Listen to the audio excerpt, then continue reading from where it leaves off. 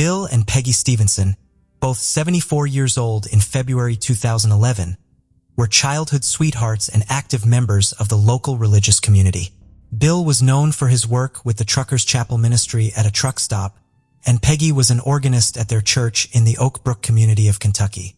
When Bill and Peggy failed to attend church services over Memorial Day weekend in 2011, family and friends immediately knew something was wrong. Their son-in-law went to check on them at their home in Florence, Kentucky, and found a very disturbing scene. Bill and Peggy had been stabbed and bludgeoned to death. In a strange twist, the assailants staged a bizarre scene in the house by posing the victims' bodies and rearranging items in every single room.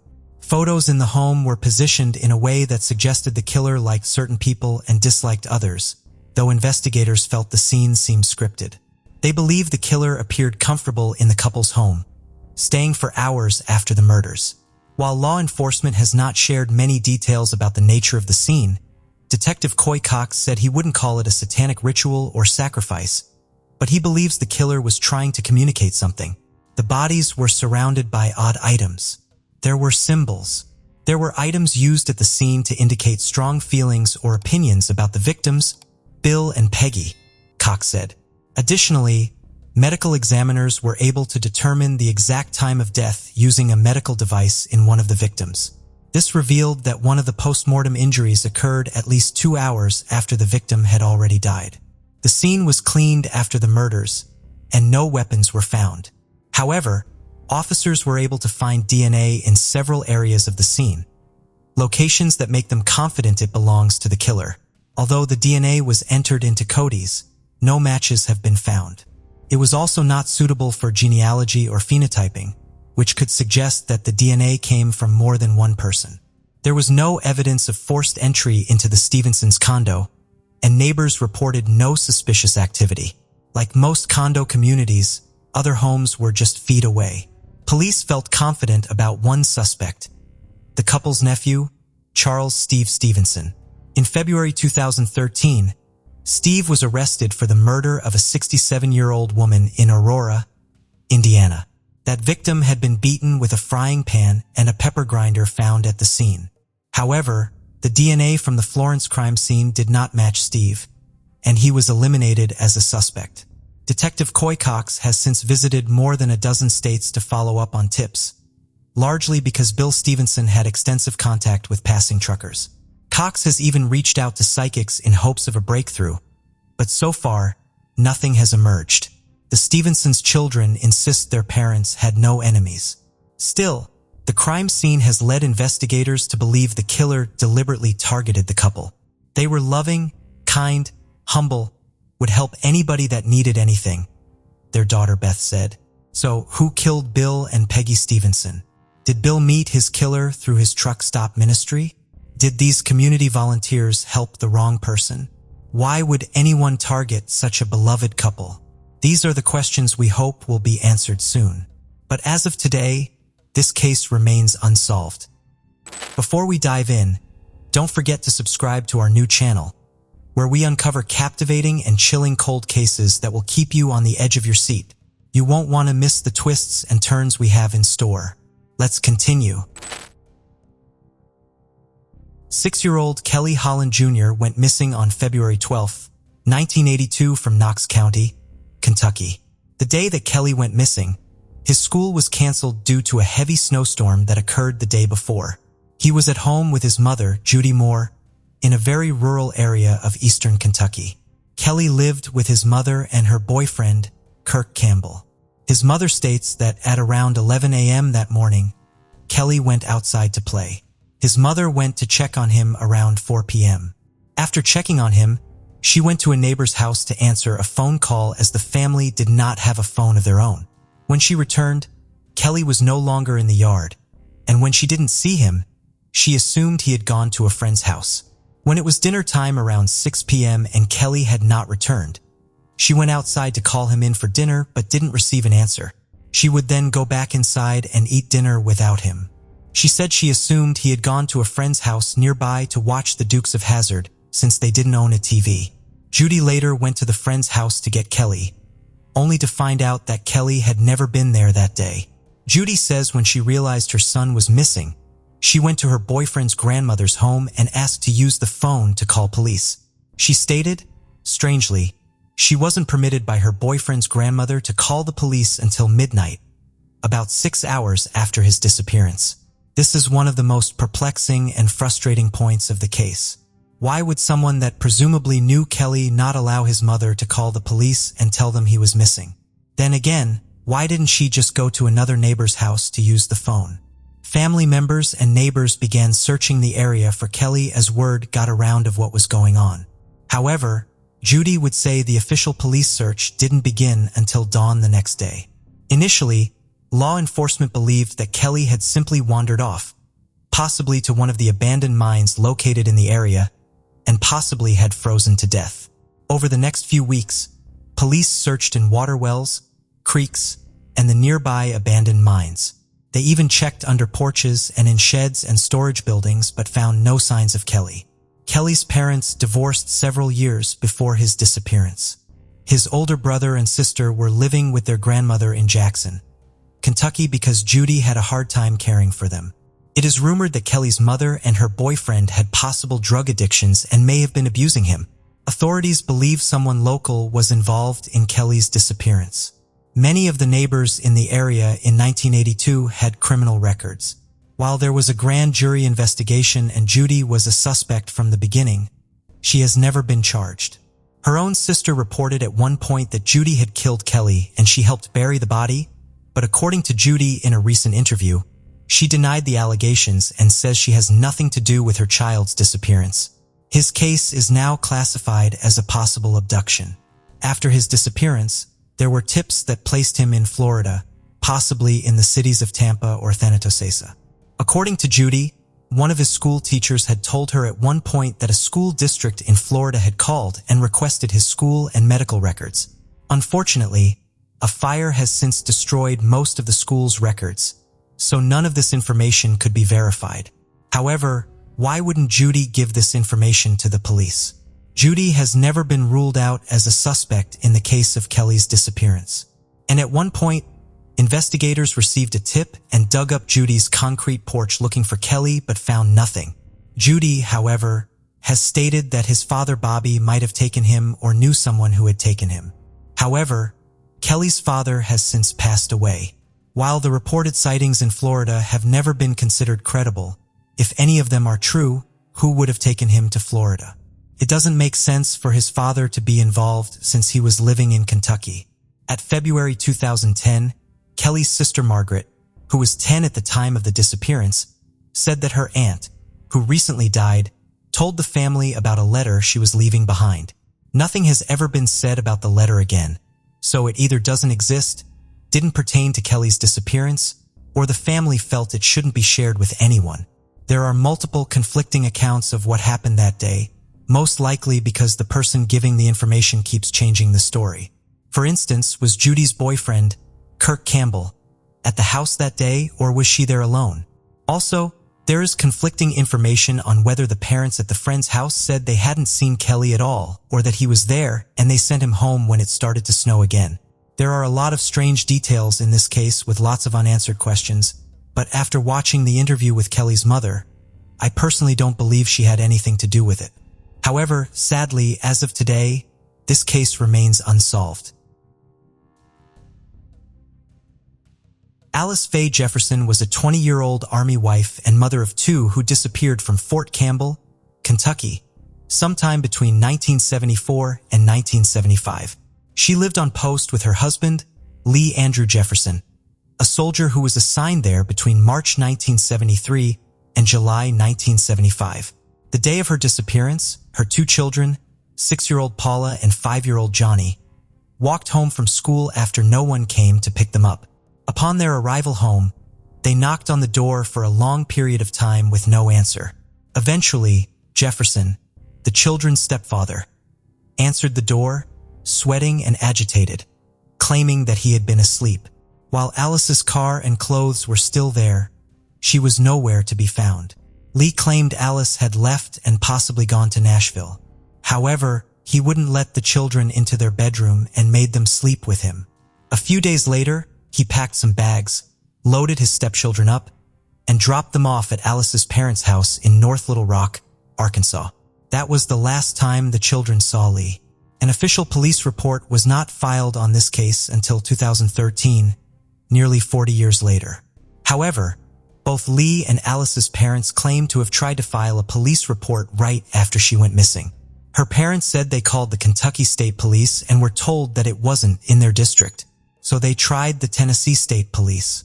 Nearly 40 years after her disappearance, when her children got the help of a private investigator, the wheels began turning. The U.S. Army stepped in, confirming they opened an investigation, but that investigation turned cold. The Army stated in an email, "At this point, we have exhausted all leads in the case and are not actively investigating. However, if new information is discovered, we stand ready to reopen the case and thoroughly investigate all credible information." But the mystery remains. What happened to Alice? Her social security number has not been used since that time, meaning she never got a job, never opened a bank account, and never paid her taxes. Her children believe they know what happened. "I believe Lee Andrew Jefferson killed my mother in the bedroom and dumped her body, and he has gotten away with it," Paula said. Lee has never faced charges in her case and continues to maintain she simply left him. Lee Jefferson now lives in Lebanon, Pennsylvania. The remains of an African-American woman were found in 1975, 30 miles from the base in Tennessee, but had not been identified. However, a DNA profile does exist, and Paula says the Army took a DNA swab from her and her brother, but there was no match. Her children still seek answers to this day, but unfortunately, this case remains unsolved. 49-year-old Bradley McLaughlin Ross was last seen on January 28, 2006 in Prospect, Kentucky.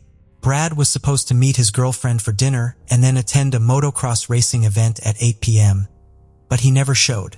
A friend would speak with Brad around 4:47 p.m. on the phone, and then a surveillance camera would show Brad purchasing gas at a gas station on Lexington Road around 5:30 p.m. He has never been heard from or seen again. Brad would be reported missing the following day. 3 days after his disappearance, his Chevrolet 2500 extended cab pickup truck, which has the words Cardinal Professional Tree Service written on it, was found on the sidewalk in the 600 block of South 35th Street in downtown Louisville. The gas tank was empty, the keys were on the front seat, and the doors were open. There were no indications of a struggle, but a pair of Reebok sneakers that were possibly Brad's were found in the bed of the truck. This leaves an unanswered question. Why was his gas tank empty if he had stopped for gas the last night he was seen? Ross owned his own successful business, Cardinal Professional Tree Service. He is described as having a kind of boisterous personality and as a very friendly individual who was well known and well liked in his neighborhood. The day after his disappearance, he had several appointments scheduled with customers. All the appointments were missed, and it is believed that if Brad had left on his own, he would have made arrangements to cover those appointments. Family and friends say it is uncharacteristic of Brad to leave without warning or neglect his business obligations, and he had no medical conditions that would cause him to wander off. Brad was a graduate of Wagner High School and started his tree business when he was in his early 20s. Although there is no hard evidence of foul play in his case, his disappearance is considered suspicious. A search and rescue team has searched the Ohio River from the 2nd Street Bridge to New Albany, Indiana, for clues as to his whereabouts. However, nothing was ever found, and as of today, this case remains unsolved. Elena Sanchez Hawkins was found murdered in her Elizabethtown, Kentucky home on January 8, 1992. She was only 29 years old. That morning, Elena's husband, Michael Hawkins, called her from work at around 7 a.m. to make sure she was awake to get their oldest son on the school bus. After Elena put their son on the school bus at 7:30 a.m., sometime between then and 10 a.m., something horrible would occur. Michael called the home again at 10 a.m. but received no answer. He called again, and this time the 3-year-old answered the phone and spoke some heart-shattering words. "Mama is bleeding." Michael rushed home and found Elena with her hands bound behind her back and her throat cut. She had been brutally and sexually assaulted and died as a result of blood loss. Her murder has been described by authorities as especially brutal. No evidence of forced entry was found at the home, and authorities have said there were no obvious signs of a struggle either, leading them to believe that it might have been someone she knew. Elena was described as a bit of a loner. She didn't have a lot of friends and instead was very close with her family. Her husband was quickly eliminated as he was, in fact, at work when the murder occurred.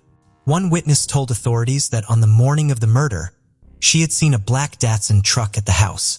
The truck was modified in a way that should have made it easily identifiable. However, they were never able to find the vehicle. Her son, who had been in the home that day, wasn't harmed but kept talking about the man, though a full description was never able to be developed.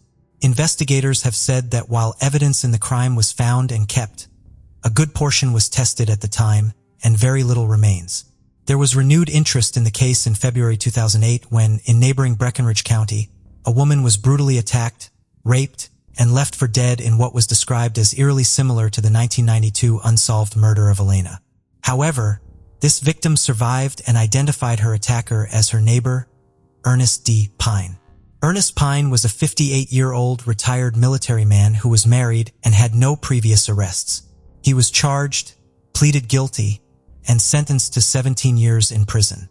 He has been named as a person of interest in Elena's murder, but has never been questioned or formally named a suspect. In addition, Pine was living in Elizabethtown in 1992 at the time of Elena's murder. Ernest Pine is eligible for parole in 2025. Authorities have not conclusively linked the two cases and haven't outright named this attacker as a suspect in Elena's case, but call him a person of interest. Between advances in technology, the vehicle description, and law enforcement still available, this case seems like it could be solved. Michael Hawkins died on April 25, 2004 at age 42, never knowing who killed his wife.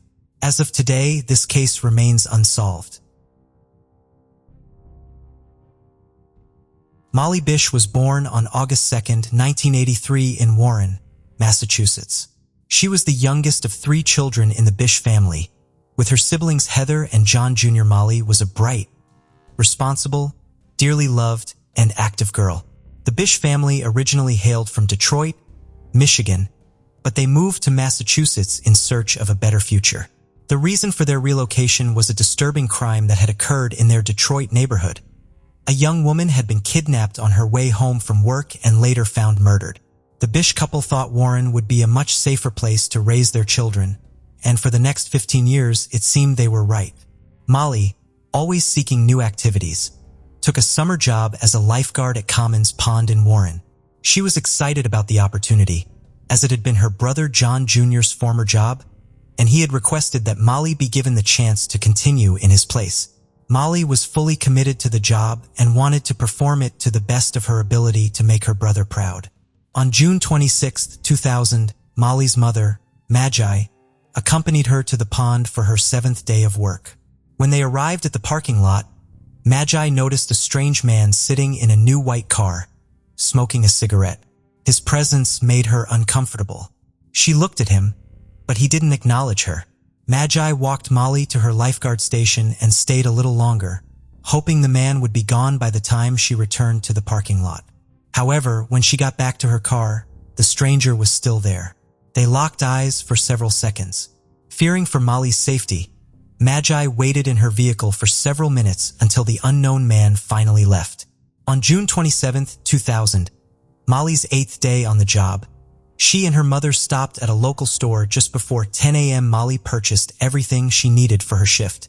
When they arrived at the isolated pond, surrounded mostly by woods, Magi dropped her daughter off.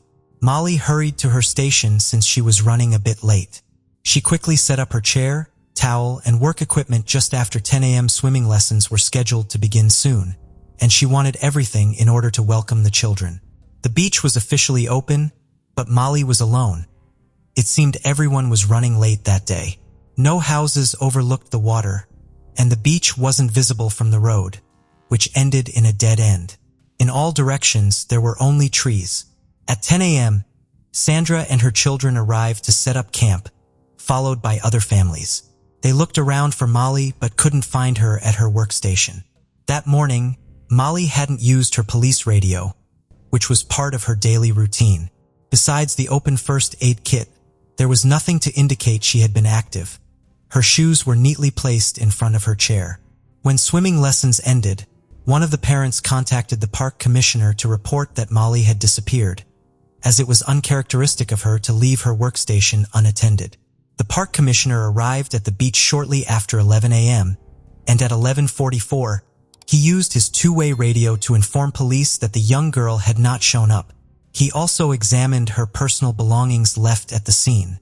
From that point onward, some irregular events occurred that raised suspicions. At some point between noon and the afternoon, the commissioner ran into John Jr. at a hardware store and, for an unknown reason, didn't mention that Molly had disappeared. Another irregularity was that police didn't contact Molly's mother until 1 p.m., 3 hours after Magi had dropped her off at her job. Part of the reason for the delay, according to some accounts, was the assumption that Molly might have gotten a ride to visit a friend, which seemed logical given her belongings were left behind. Alarmed after receiving the call, Magi hurried to the pond and found Molly's sandals, chair, first aid kit, radio, and lunch by the shore, but there was no sign of her. Hours later, after the scene had been trampled by beachgoers, children, dogs, and curious onlookers, police realized their initial assessments might have been wrong. The first theory, that Molly had gone off with friends, made sense for an ordinary teenager, but not for someone as responsible as she was. A second theory, that she had drowned, then gained traction. Warren was the kind of small town where nothing much happened. With its picturesque houses and natural beauty, it seemed like a safe place to raise a family, part of the reason the Bish couple had moved there.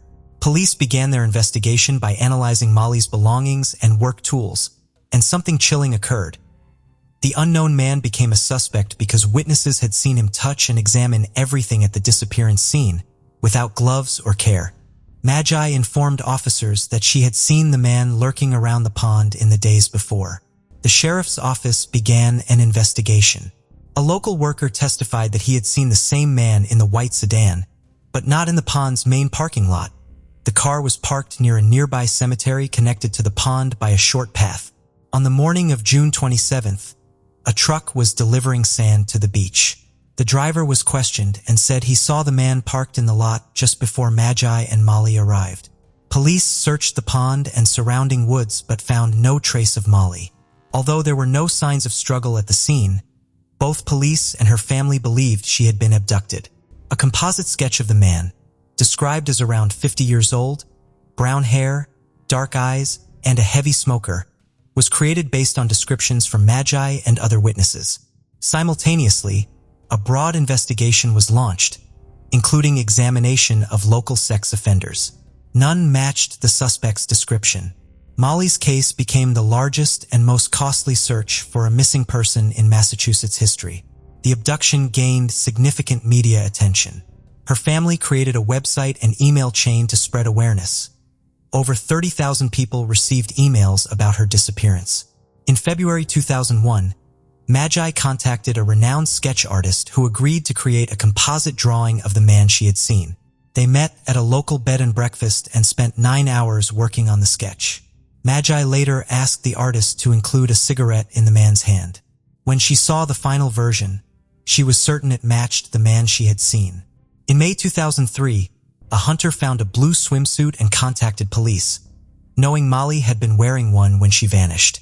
The lead prompted a renewed search. Finally, on June 9, 2003, Molly's body was found in dense woods on Whiskey Hill, a little over 8 kilometers from her home. The official cause of death was not released, but she had been murdered and buried in thick vegetation. The case soon went cold. In February 2005, a man resembling the sketch was investigated for an attempted abduction but was never linked to Molly's case. In February 2007, a registered sex offender matched the suspect's description after attempting to assault a jogger near Warren, but no charges were filed. In February 2009, Rodney Stanger became a prime suspect. He had recently been convicted of murder and lived near Warren at the time of Molly's disappearance. He fished at Commons Pond, hunted in the area where Molly was found, and drove a white car. He also resembled the suspect's sketch, but he was never charged, police couldn't establish enough evidence. In November 2011, another suspect emerged, Gerald Battistoni, a confidential informant. He attempted suicide after learning he was under investigation. He had a long criminal history and lived near the area. His DNA was tested in Texas, but he died in 2014 without being charged. In 2016, enhanced DNA testing was announced for 24 untested samples. A year later, investigators followed a lead to a campground, where the alleged abduction car was said to be buried. A new suspect had lived there and owned a similar car. A witness claimed the man had scratches on his face and said something bad had happened the night Molly vanished. The man denied involvement, and no charges followed. In 2019, more advanced testing was conducted. On June 3, 2021, Worcester County District Attorney Joseph Early announced that Francis P. Sumner Sr. was a new person of interest. He had died in 2016 but had an extensive criminal record, including convictions for kidnapping and rape. He lived near Molly, resembled the composite sketch, and had been released from prison in 1998, 2 years before Molly vanished. Police received corroborated tips linking him to the case. They obtained a DNA sample from his son, who was in federal prison, to help confirm a match. Heather, Molly's sister, stated that if Francis had been on the sex offender registry, he might have been investigated sooner. She believes authorities are doing their best with the information they now have. The Bish family hopes for a resolution after decades of pain. While Molly's killer has not yet been apprehended, the case remains open. As of 2023, a $100,000 reward is still being offered for information leading to an arrest and conviction. Molly's disappearance transformed her parents into advocates for child safety. Through their efforts, they hope to prevent other children from falling victim to predators. On December 18, 1996, a groundskeeper at the Pleasant Valley Memorial Park Cemetery in Annandale, Virginia, made a horrific discovery. In the infants section of the cemetery, the groundskeeper discovered the body of a white female aged anywhere between 50 and 70 with auburn or red curly hair. The woman was laid out on a plastic sheet with a small 8-inch Christmas tree that was decorated with gold balls and red ribbons. As she remains unidentified, many have taken to calling her the Christmas Tree Lady or the Annandale Jane Doe. The Fairfax County coroner discovered that the woman had taken her own life just hours before she was discovered. She had a blood alcohol level of 0.14 from drinking brandy and was also found to have taken Valium. The victim had 2 empty juice bottles and a new roll of masking tape in her backpack.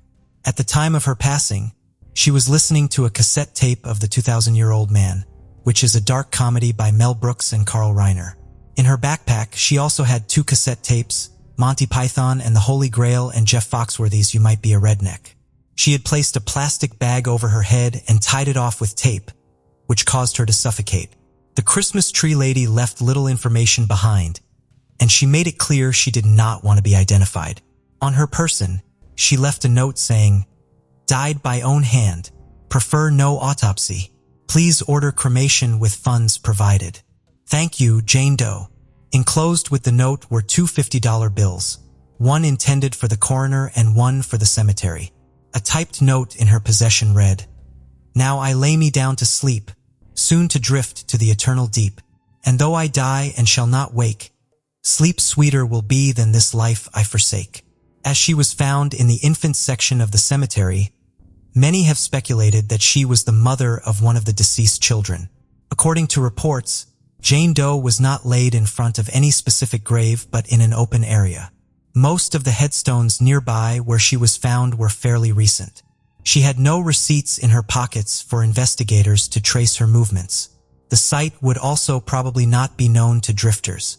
Her fingernails were painted red, and a pair of bifocal glasses was found near her body.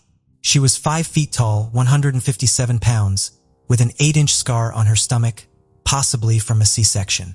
Dentals, fingerprints, and DNA are available. However, as of today, her identity still remains a mystery.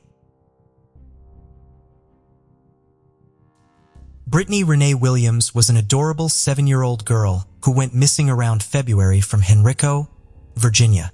Her mother, Rose Thompson, discovered she contracted AIDS 3 months before giving birth to Brittany and passed the deadly disease to her daughter.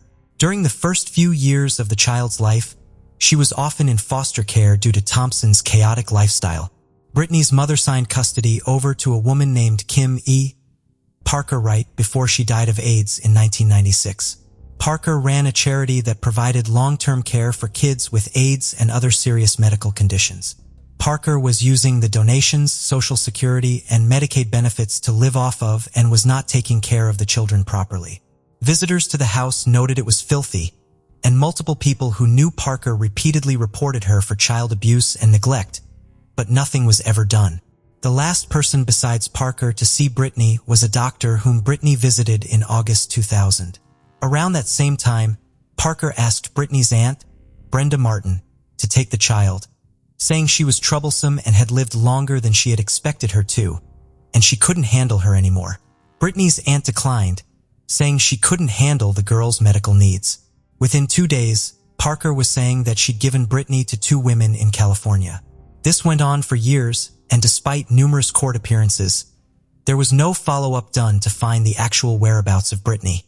Brittany's aunt wanted to keep in touch with her, but Parker refused to provide contact information for the women.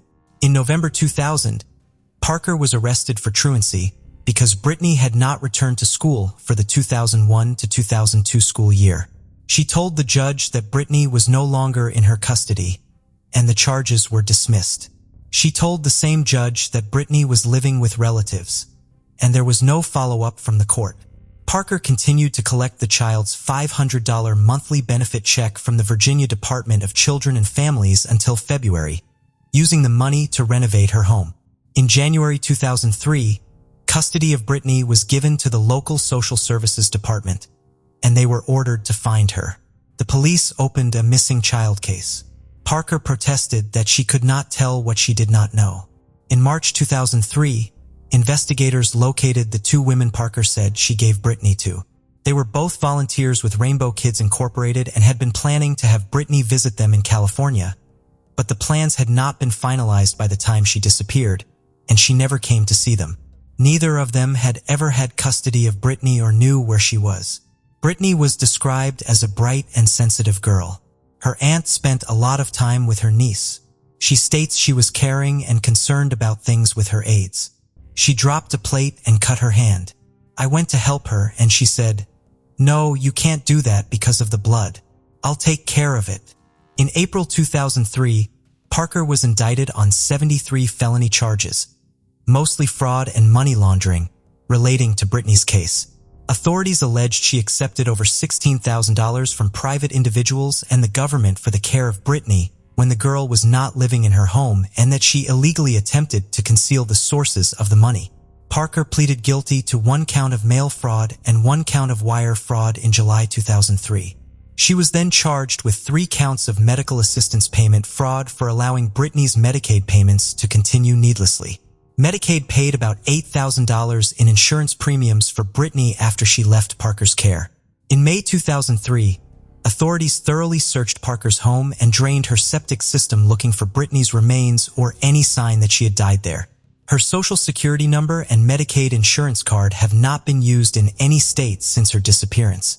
Investigators believe she is no longer alive because, without using her Medicaid benefits, she would have had no way to get the medicine she needed to sustain her life.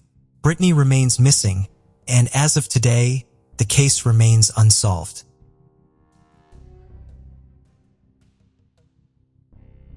Caitlin Akins was last seen on December 5, 2015. She was visiting her sister's newborn, and some old friends in her hometown of Springfield, Virginia. She had a flight scheduled that day at 5:40 p.m. from Reagan National Airport to her home in Arizona, but she never made it. Caitlin needed a ride to the airport, but her sister Gabby was busy with the baby, and her mother had to be at work before 10 a.m., so she agreed to get a ride from her former stepfather, James Brenton. Lisa dropped Caitlin off at James's house in Partlow, Virginia, at 9:20 a.m. Lisa reminded James of Caitlin's flight time and then left. James had to be at work at 3 p.m., so he intended to drop her off early. This is where things start to get very strange.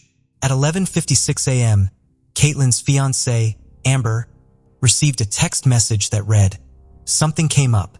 I'm not coming back today. I'll let you know when I get a new flight. I won't be able to text for a bit." At 1:52 p.m., James sent a text to Lisa telling her that he had dropped Caitlin off and followed up with more details, saying, "I dropped her at the Springfield metro station. She was going to take the metro to the airport since there is a stop at Reagan." According to James, Caitlin wanted to spend some time at a mall before going to the airport, so he dropped her off at the Springfield town center. The story goes she was going to walk from the mall to the Franconia Springfield metro station and take a train to the airport. Lisa was very concerned about this plan because Caitlin had not been on the metro since she was a child, and Lisa felt it was odd for James to agree to this request.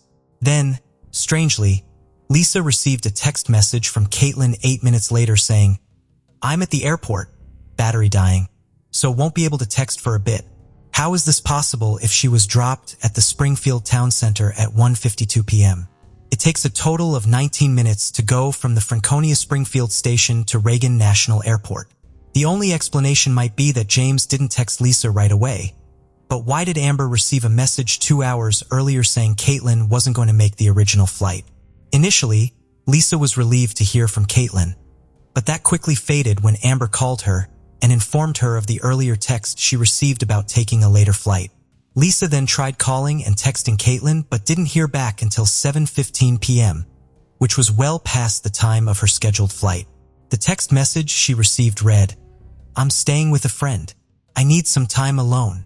Shortly thereafter, Amber received a final message from Caitlin sent on Facebook, "I can't come back. I cheated on you." All further attempts to get in touch with Caitlin went unanswered until finally, her phone simply stopped ringing. The biggest find in the case was made 2 days later, on December 7th, by a road crew worker. In a drainage ditch in the 6600 block of River Road near Fredericksburg, about 44 miles away from the Springfield metro station, they found Caitlin's blue suitcase. It was roughed up and missing a wheel, according to police. It was clearly thrown out the window of a moving vehicle. Inside were Caitlin's wallet, cash, debit cards, and plane ticket home. Her phone, clothes, and high school diploma, which she needed for her cosmetology school, were missing. Did James drop Caitlin off at the Springfield Mall? Initially, the police said they were able to corroborate this claim, but later they said they needed to look further into it and tighten up the timeline. There is no evidence, neither surveillance footage nor witnesses, that places Caitlin, James, or his vehicle anywhere near Springfield Mall or anywhere else for that matter. Investigators also found that James, who had told Lisa that he had to drop Caitlin off earlier because he started work at 3 p.m., never went to work that day. He called in and said he wouldn't be coming. When searching his house, police found a password-protected phone, but James has repeatedly refused to provide the password. He also has refused to take a polygraph test. Still, despite an extensive search of his house, vehicles, and other belongings, no physical evidence was found connecting James with Caitlin's disappearance. Authorities do not believe she left on her own accord, and they were able to prove that James never dropped her off at the mall like he said he did. The police investigated location data from the phones of James and Caitlin. At 1:52 p.m., when James texted Lisa that he had dropped Caitlin off at the Springfield Mall, his phone pinged near his home. At 2 p.m., when Caitlin texted Lisa that she was at the airport, her phone pinged from the area surrounding James's home, 30 miles away from the Springfield metro station. And when the final text was sent from Caitlin's phone at 7:15 p.m., it pinged off a cell tower in Stafford, less than 15 miles from where her luggage was found. Caitlin had allegedly confided in her closest friend, Kevin, telling him that James had been verbally abusive when she was growing up. However, he didn't know of any physical abuse that had occurred. He also said that the night before her disappearance, Caitlin had gotten drunk with friends who forced themselves on her. The following day, she told Kevin in a message that she felt very guilty about it. Caitlin is considered missing under suspicious circumstances, and as of today, this case remains unsolved. 22-year-old Shane Donahue was last seen leaving his parents' house in Nokesville, Virginia, on March 22, 2010.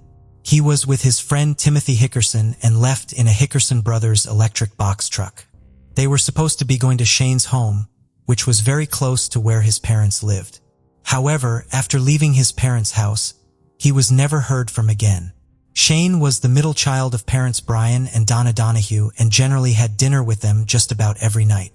He also always made a point to call his parents every single day, so they definitely knew something was wrong when he stopped answering his phone. Timothy, the friend Shane was with on the evening of March 22nd, was a member of a well-known family in the Nokesville area. They owned the Hickerson Brothers Electric Service Company. However, even though they ran a decent business, Timothy had trouble with the law.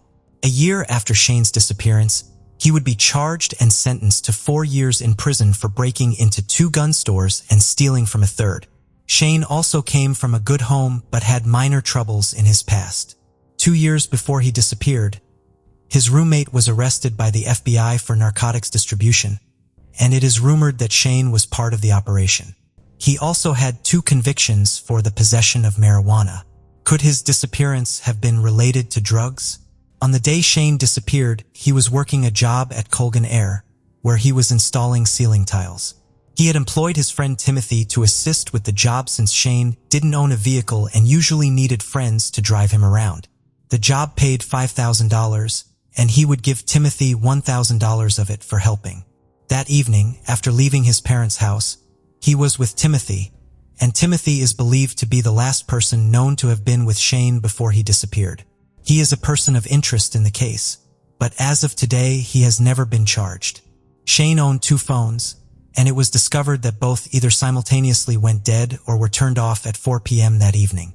Police would search his duplex where he lived and used luminol to check for blood. His parents paid for cadaver dogs, and searches were made of the Nokesville area lakes, parks, and ponds. In April of 2013, police again searched Shane's home, and a septic tank on the property was drained. However, none of this led to any evidence being found.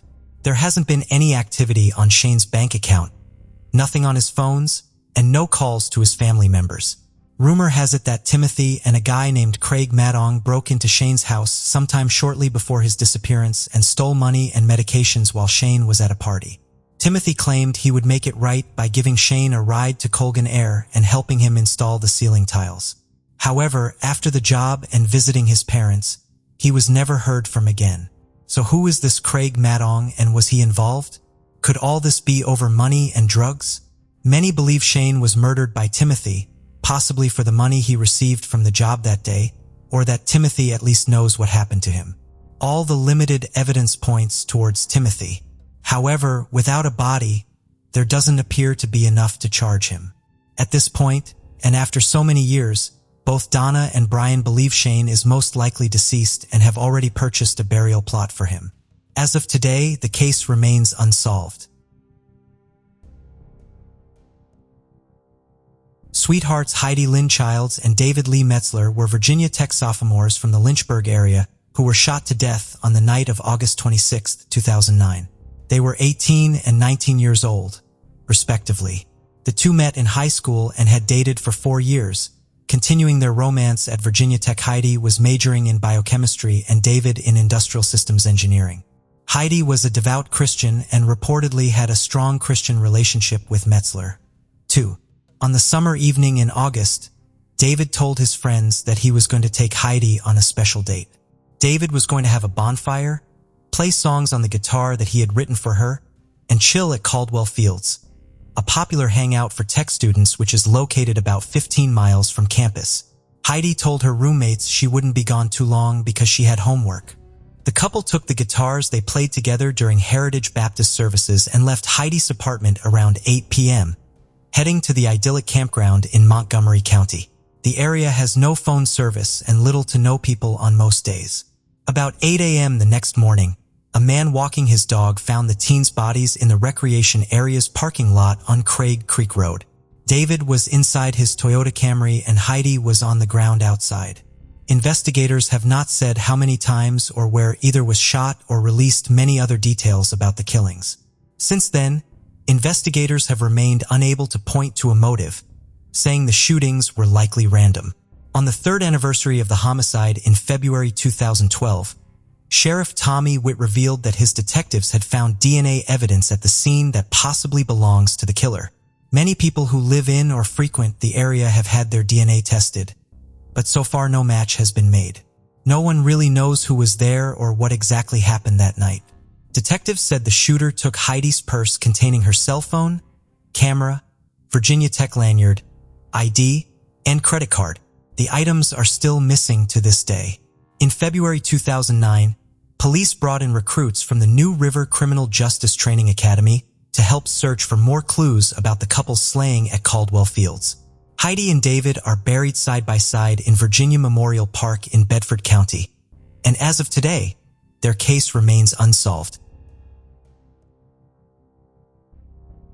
Natalia Lorena Silveira Alfonso came into this world on December 31, 1995, in the country of Paraguay. She was raised by her mother, Rosa Alfonso, and they were a close-knit family that always supported each other. During her teenage years, Natalia's life took a challenging turn when her father was diagnosed with a terminal illness. While this news was a devastating blow to the family, Natalia took it upon herself to help them navigate the difficult situation. She cared for her father until his passing in 2015. After completing her high school studies, Natalia enrolled in a degree program in accounting. While she excelled in her studies and was highly regarded by her teachers, she soon realized that her true passion lay in becoming a notary. In 2016, she switched her major to law, aspiring to become a lawyer. However, her educational pursuits were interrupted when she became pregnant by her then-partner. Their daughter was born healthy and Natalia adored her from the moment she arrived. But her relationship with her partner was not going well, and she had to move back in with her mother due to financial constraints. Financial pressures forced Natalia to leave university and find work. Concurrently, she began taking courses in makeup and hairstyling, always eager to learn something new. By 2018, Natalia was 22 years old and had resumed her second year of law school. She managed to balance her studies with work and became the main provider for her family. Her daily routine involved attending classes, going to work, and returning home to be with her daughter. During her daughter's bedtime, Natalia would dedicate herself to her studies. Despite her busy life, Natalia found time to spend with her friends and even ventured into dating. She informed her potential romantic interests that she wanted to take things slowly, given her past experiences. On April 10/38, Natalia said her usual morning goodbyes to her mother and daughter. It was a Friday and she looked forward to meeting her friends after work. She promised to return later that evening, but this promise would remain unfulfilled. As hours passed, Rosa began to worry about her daughter's absence. She tried to reach Natalia on her phone, but received no response. In the early hours of the morning, Rosa received a call from an unknown number. She answered and it was the police. They informed Rosa that a charred body had been discovered inside a red Toyota, which was registered to Natalia. Initially, Rosa refused to believe that it could be her daughter and suggested that Natalia might have been the victim of a robbery. She believed that the person inside the car was not her daughter. However, the concerned police officers insisted that she come to the judicial morgue. In a state of shock, Rosa made her way to the morgue. Once there, she saw the body and had to confront the painful truth she had been denying.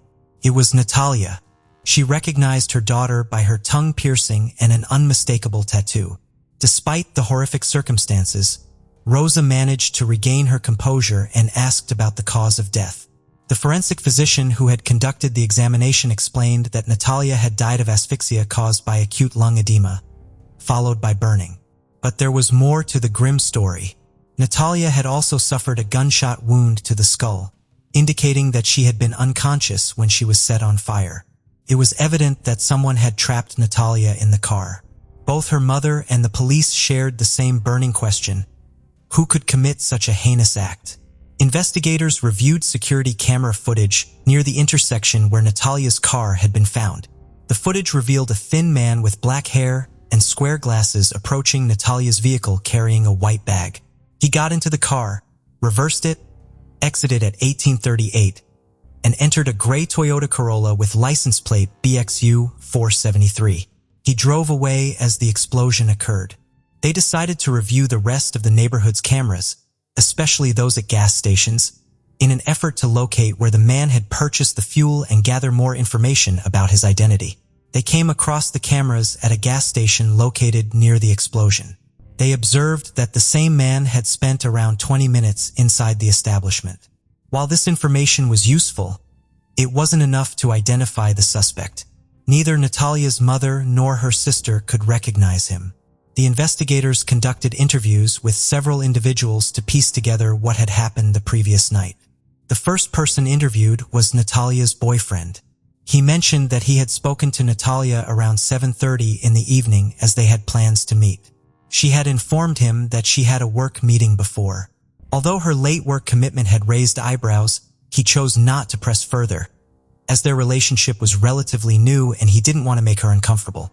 He was quickly ruled out as a suspect.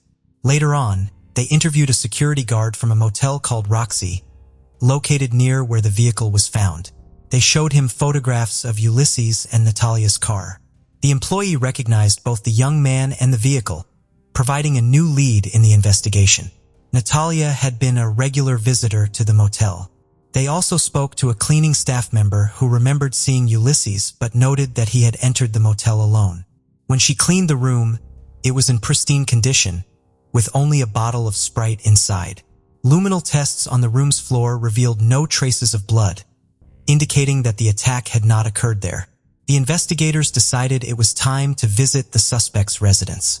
However, when they arrived at his home, they discovered that he was not there. They tracked his card movements and noticed that he had purchased tickets at 5 in the morning to travel to Buenos Aires at 11:30 a.m., where he was currently located. The day after Natalia's disappearance, the Paraguayan radio station received a startling call. The caller identified himself as Ulysses Núñez, a 28-year-old radio station worker. He confessed to a chilling secret that had been haunting him. He had murdered Natalia Silveira, the girl everyone was talking about. He proceeded to narrate his version of the events. Ulysses had met Natalia in 2016 when they became friends on Facebook.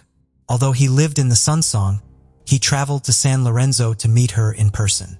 They continued to see each other and Ulysses fell deeply in love.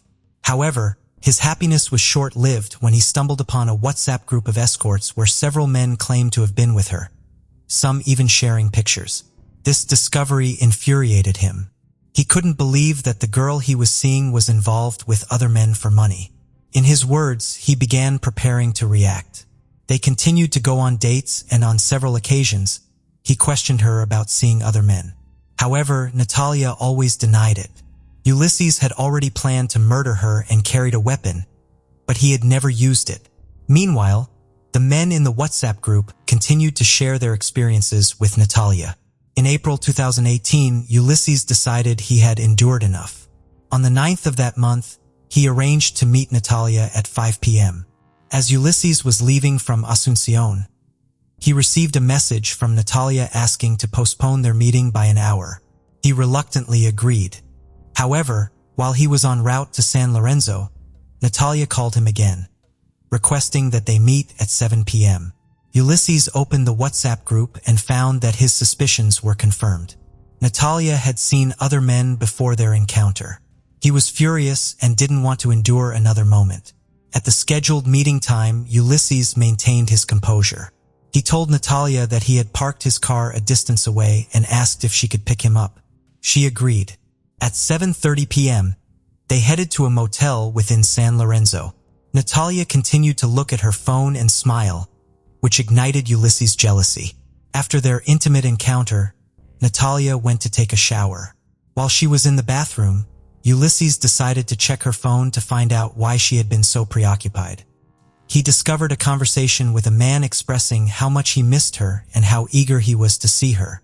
When Natalia emerged from the bathroom, she looked completely different. She had applied makeup, straightened her hair, and changed her clothes. According to Ulysses, she had never looked so alluring, which infuriated him. He couldn't understand why she hadn't made such an effort for him. As they left the motel, they walked to Natalia's car. Once inside, Ulysses told her he had a gift for her. She didn't have a chance to respond as he suddenly pulled out his 9mm pistol and shot her in the head. The bullet pierced the window and the sound reverberated through the entire block. At that moment, all the neighbors on the block rushed out of their homes to see where the gunshot had come from. Ulysses began to grow nervous. He couldn't leave the car there as his fingerprints were all over it. He started driving around the nearby streets. Around 9:20 p.m., Ulysses arrived at the motel. He left Natalia's body in the car and requested a room just for himself. Once inside the room, he went to the bathroom to vomit. Afterward, he changed his clothes, attempted to wash the ones he had been wearing, and ordered room service. He had a Sprite and contemplated his next move. An hour and 10 minutes later, Ulysses returned to Natalia's car. She remained unconscious. He drove to a dark area of the city not far from where he had left his own car. Afterward, he returned to the car and drove to the intersection of Primero de Mayo and Yugoslavia streets. Once parked, he closed the door and threw the key into a vacant lot. He retrieved the gasoline container from the trunk and doused the car. Finally, he set it on fire with Natalia still inside. Quickly, he headed to his own vehicle and fled the scene, disappearing into the night. That same morning, Ulysses went to the bus terminal in Asunción, where he purchased a ticket destined for Buenos Aires, Argentina. He arrived at Puerto Falcon on the same day at 1:52 p.m., but his conscience tormented him. Despite the radio show host's astonishment, she continued the interview as if nothing had happened. Her only concern was to ensure that the conversation was being recorded. When Ulysses finished his story, the host asked if he intended to turn himself in, to which he replied hesitantly, "I killed someone and I'm going to rot in jail. What guarantees do they offer me? I'll definitely go to prison and they'll tear me apart." After the call ended, the host contacted the police to share the interview and Ulysses' confession. It was consistent with the security camera footage confirming his guilt. Fabio Sanabria, the officer in charge of the operation, ordered the search for Ulysses in Argentina. The search didn't last long, as on the 14th of the same month, Ulysses requested to speak with the head of public relations for the police and asked her to come to the primary zone of Puerto Falcon. Once there, he confessed to the police chief, just as he had done on the radio. He was arrested that same day and subsequently taken to the police investigations headquarters. Despite Ulysses' confession, the public opinion was divided. Media reports portrayed him as a quiet, Christian, and hardworking young man. He had even been an altar boy and had considered becoming a priest at one point. His mother was well known in Asunción for helping homeless women and encouraging those in the escort industry to turn their lives around. This led to a sense of empathy for him. The fact that journalists referred to Natalia as Ulysses' girlfriend didn't help matters. Many people started to speculate that Natalia was an opportunist who had played with the young man's heart, even suggesting that she got what she deserved. Rosa gave several interviews in which she vehemently denied that her daughter had been involved in escort services and claimed that much of Ulysses' account was false. In addition to dealing with the media exposure, Natalia's family had to navigate a torturous legal process. While the formal charges against Ulysses were filed in 2019, the trial was suspended 4 times by the panel itself, supposedly due to their need to attend to other minor cases such as fraud. The judges weren't giving the case the importance it deserved. What made matters worse was that Natalia's family showed up each time, only to discover that the hearing had been postponed. They were informed that their daughter would spend more days without justice, and the wound in their hearts grew deeper. The COVID-19 pandemic further delayed the process. It wasn't until December 9, 2021 that the trial finally began. The sentencing tribunal agreed that there was sufficient evidence showing that Ulysses had shot Natalia before locking her in the vehicle and setting it on fire with her inside. They indicated that he was completely obsessed and had acted alone. Ulysses, through his lawyer, went so far as to apologize to Natalia's family and all women who might have identified with her. However, the defense employed the narrative that had resonated in the media. They claimed that Ulysses was a diligent and hardworking young man who had made a mistake. They requested a sentence of only 10 years, much less than what is typically imposed for such cases. This caused a complete outrage from Rosa and others who argued that Natalia was also diligent and hardworking, but hadn't committed any crimes. Despite the defense's attempt at manipulation, the Criminal Appeals Court sentenced Ulysses to 30 years in prison for Natalia's case. The defendant's attorney filed an appeal, arguing that the evidence was insufficient and requesting a new trial or even his client's acquittal. Natalia's family attorney expressed her complete indignation at this request, stating that seeking annulment and a retrial would mean subjecting Natalia's family to a painful process once again. On the 20th of the same month, the Justice Tribunal concurred that the judge had imposed a lawful criminal penalty within the legal framework for the crime of femicide. They noted that the principles of sound judgment, the rules of experience, and the principles of science have been respected in reaching the conclusion. The appealed judgment was deemed justified. Just like that, Natalia can now rest in peace. However, her family, both Rosa and her sister, miss her every day. Natalia's daughter, who is now 7 years old, currently lives with her father. While she regularly sees her grandmother and grows up in a loving environment, she will always miss her mother. The stigmatization of Natalia's profession, which led many people to condone what happened, demonstrates the importance of always being honest and never toying with another person's feelings. While nothing justifies the actions of this individual, not everyone channels their emotions in the same way. And unfortunately, some people may cross the line between good and evil. When this line is crossed, terrible things can happen. 29-year-old Sue Roop was last seen in Bentry, West Virginia, on the morning of February 12, 1979. She left a note at home for her children telling them to go to a neighbor's residence if she wasn't home by the time they got back from school. A neighbor saw her get into a blue vehicle, either a truck with a camper top or a van, at 8:30 a.m. She has never been heard from again. Life had been difficult for Sue in the time leading up to her disappearance. She won custody of her children and child support following a bitter divorce after she found out her husband, Raymond Rupp, was having an affair with their teenage babysitter. In the divorce, Sue was awarded custody of their 3 children, Susie, Jessica, and Raymond Jr., along with child support, with the checks coming sporadically, and Sue was struggling to make ends meet. Perhaps most concerning is a series of unfortunate incidents that had recently taken place. She had sustained a serious gash to her head after being run off the road in her vehicle. Her house burned down mysteriously while the children were at their father's, and Sue was spending the night with her sister, and Raymond had taken her to court, attempting to get a portion of the insurance money. She was forced to move with her children into an apartment above a local restaurant. But things were starting to look up. She was expecting to receive $3,000 from the sale of some property in March. She also had a new boyfriend, Peter Brown, who was away in the military, and they wrote letters to each other almost every single day. Monday, February 12, 1979, seemed like an ordinary day for Sue. The mother of 3 prepared the girls for school. Her son had spent the weekend with his father. Sue promised the girls that she would pick up Valentine's and they would make Valentine's Day boxes that evening.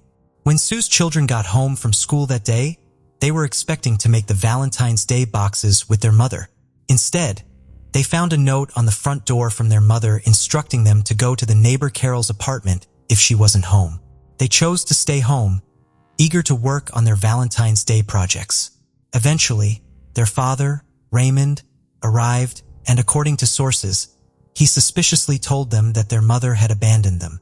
Other members of the family were eventually alerted of Sue's disappearance. When they came to search the apartment, they found her purse and clothes, along with a money order from Peter. Raymond later said he stopped by the house to pay some back child support as he had just gotten his income tax return. When Sue did not return by Valentine's Day, her father, Eugene McMillian, filed a missing person report with the Gauley Bridge Detachment of the West Virginia State Police. Raymond stated he last saw her on February 10th, 2 days before her disappearance, when he picked up their son for the weekend. In April, the McMillian family turned over a series of letters to the police that Sue had written to Peter. The letters indicated some troubling information. She wrote that Raymond was 3 months behind in child support, and she planned to take legal action, but that she was very afraid of him. She also said someone had forged 2 checks on her bank account, and she knew who had done it and planned on confronting them. After his divorce from Susan, Raymond had married Christina Hudnall, the babysitter he had been unfaithful with. However, the marriage wouldn't last and they would later divorce. In February 2017, Christina said that in 1980, Raymond had told her that he had, in fact, killed Susan. She stated he told her he left home that day in their vehicle but then got into someone else's car, whom she didn't know, and he was driving that car when he killed Susan. For the next 3 decades, Raymond was tried and convicted of a variety of crimes, including the murder of 71-year-old Charles Wood, breaking and entering, possession of a firearm, drug possession, and grand larceny. However, police were never able to prove any involvement in the disappearance of Sue. 9 years later, Sue's family had her declared legally dead. In December of 1993, when a body was found on Bolt Mountain, her family had hoped that it was Sue's and they could get some closure. Detective Steve Tanner began his attempt to match the skeletal remains and the articles found with it with descriptions from missing persons reports. The more he learned about the body, the more he became convinced that the remains were those of Sue. Examination by the medical examiner revealed that the body was that of a female, 5'4" in height, approximately 30 to 45 years of age.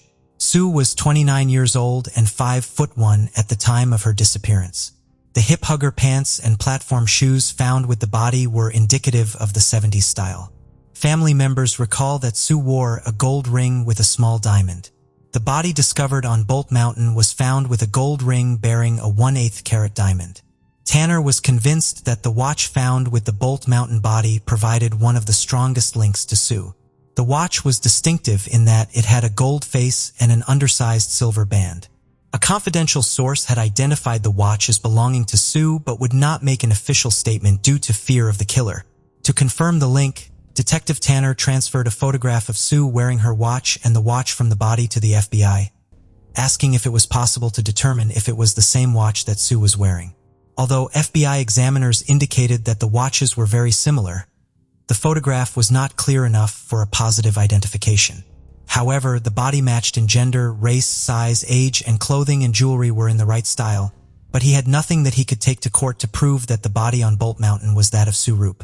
In 1995, Detective Tanner was hopeful due to a new process known as mitochondrial DNA testing.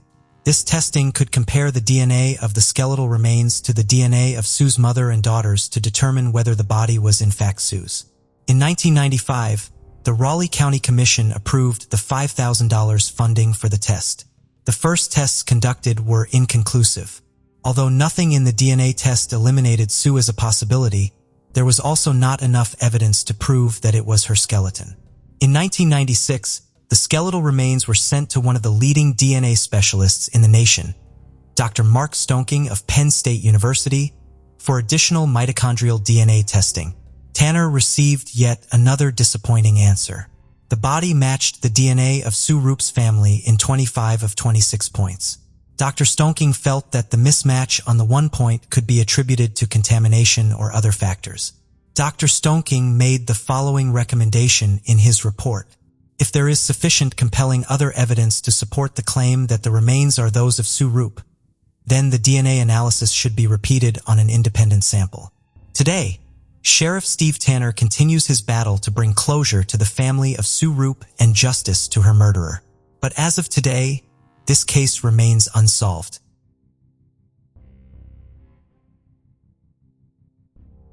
On June 2, 1987, Norma and Jeff Hensdall picked up their daughter Tammy Daniel outside the El Cid Club in Beckley, West Virginia, at around 3 a.m.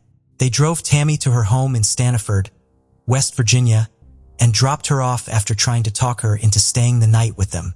However, they heard what sounded like a door closing, and they looked around the yard and couldn't find Tammy, so they assumed Jean had woken up and let her in. They left and never saw their daughter again. The next day, Tammy's parents went back to her home, and she was gone. Jean said he had asked her to leave, and he didn't know where she was. For days later, when no one had heard from Tammy, her parents reported her missing. Jean had borrowed a vacuum from a neighbor on June 3rd, after Tammy's disappearance. When he returned it, it had a foul smell, and there was a sticky substance on it. The police took the vacuum for testing and determined it was blood-stained, and the blood was Tammy's type. When they searched Jean and Tammy's home, they found a stain on the bedroom carpet and possible blood on the carpet padding and the floor underneath. Jean could offer no explanation on how it got there. Jean has always maintained his innocence in Tammy's disappearance and said he thought she left of her own accord. In January 1989, Jean was convicted of murdering Walter Morgan in a July 1988 shooting. He admitted to the shooting but claimed self-defense at the trial. He served a prison sentence and has since been released. Jean was indicted for Tammy's murder in the 1990s. However, the indictment was dismissed for lack of evidence. There was also another problem with the case.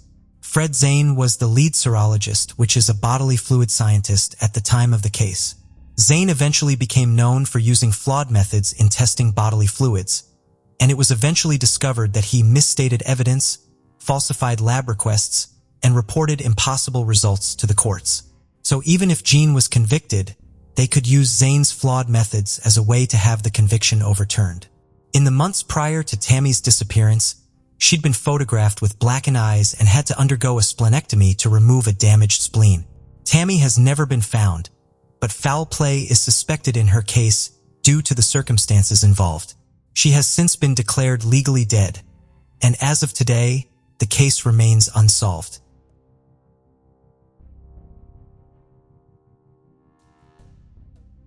On October 24, 1987, 21-year-old Melissa Moreland left her home in Berkeley Springs near Paw Paw, West Virginia, where she lived with her parents.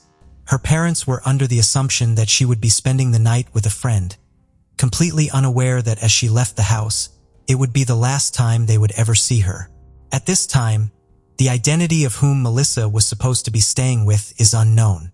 The last time anyone reported seeing her was later that night with friends at a former High's gas station located on Winchester Street. Although Melissa lived with her parents at the time, she was known to leave for a few days in a row to stay with friends. Therefore, she wasn't immediately reported missing. In November 1985, almost 2 years prior to her disappearance, Melissa was attacked by Dwight David Walls.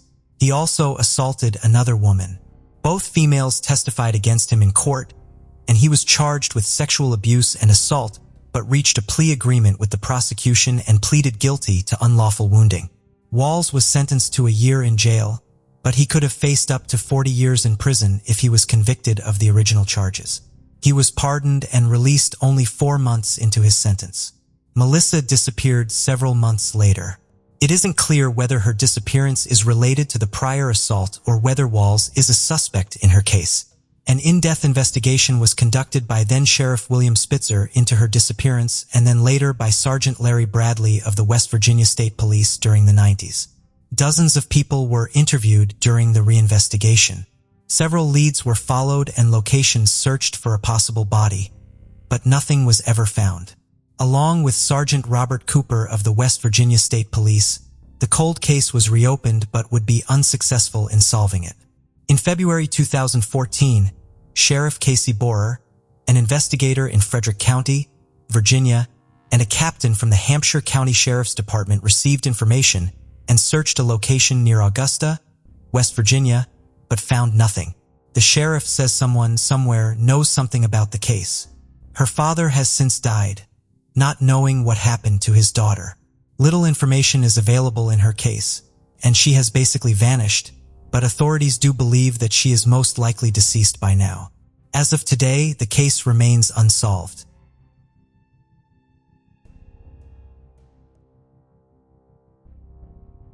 "24-year-old Luke Stout went missing on July 18, 2012 after leaving his home on Hickory Flat Road outside of Buchanan, West Virginia. Luke was still living with his mother, Elizabeth, because she was terminally ill, and he provided care for her, with Luke's 3 brothers stepping in sometimes to help. Luke had forgotten to pay his car insurance, so it had subsequently lapsed, and he had been using a bicycle for transportation. A day or two before his disappearance, the handlebars on his bicycle had broken while he was out riding. He abandoned the bike in Buchanan but planned to return for it later. On the day of his disappearance, Luke planned to meet with his friend Dylan and bring him a green bicycle frame with one tire on it in exchange for his help fixing his abandoned bicycle. Luke's mother claims that Dylan called and told Luke he was sending a ride and to go to the end of the driveway and wait. Luke told his mother he didn't know who the driver was, but Dylan said the driver would see the bike and recognize him. The person who was sent to pick up Luke has never been identified. A few days after his disappearance, his brothers found his bicycle leaning against a trailer behind a CVS in Buchanan. It had not been repaired. There is no information as to whether Luke knew the person who lived there, though he would have been familiar with the area. The brothers notified police, assuming an officer would want to question nearby residents about possible knowledge of Luke. They were met with disappointment, as the police simply told them that they should load up the bike and take it home. It was obvious that the bike's handlebars hadn't been fixed. So whatever happened to Luke that day, we know he never made it to town to fix his bicycle. It's also unknown who left the bicycle in that trailer park. Could have been Luke, but it also could have been the clue that broke the case wide open. But the police were not dispatched to the area as requested. To the family's knowledge, they never questioned the friend Dylan, whom he was supposed to be meeting up with either. Prior to his disappearance, Luke told people that Rodolfo Vilgomez Correa, also known as Chino, had threatened him and held a gun to his forehead. His mother described a barrel mark on his forehead that she had seen. Luke had attempted to file a report with the police but was turned away. Correa pleaded guilty in February 2015 in connection with the January 2012 disappearance and murder of Joshua Oberg. The victim's body wasn't found until July 23, 2012, 5 days after Luke's disappearance. Because Oberg was having an affair with Correa's wife, Correa hired 2 of his wife's cousins to kill him. He was sentenced to 40 years in prison. Correa was also in a lot of trouble for multiple firearms found in his possession and re-entering the United States illegally. Luke also knew Correa's wife, and there were rumors that they were seeing each other at some point prior to his disappearance. This has not been verified, and Correa has not been linked to his case. Elizabeth and Luke's brother, Kenny, went to a Buchanan City Council meeting and made pleas for information on the case, but it led to a confrontation with Mayor Kenneth Davidson. Elizabeth wanted to know why only one search had taken place and why the FBI had not been involved since Correa had put a gun to her son's head. Davidson said he didn't want to respond because he didn't know anything about the case, but then he said, "The police's story and your story don't match up." Elizabeth questioned the mayor on how he could know the stories didn't add up if he didn't know anything about the case. Ultimately, Elizabeth and Kenny were escorted out of the building after Kenny began to have an outburst. It's uncharacteristic of Luke to leave without warning. His family also says several local organizations offered to help, but the West Virginia State Police refused. Luke was very devoted to his family and to taking care of his terminally ill mother. However, as of today, his case remains unsolved.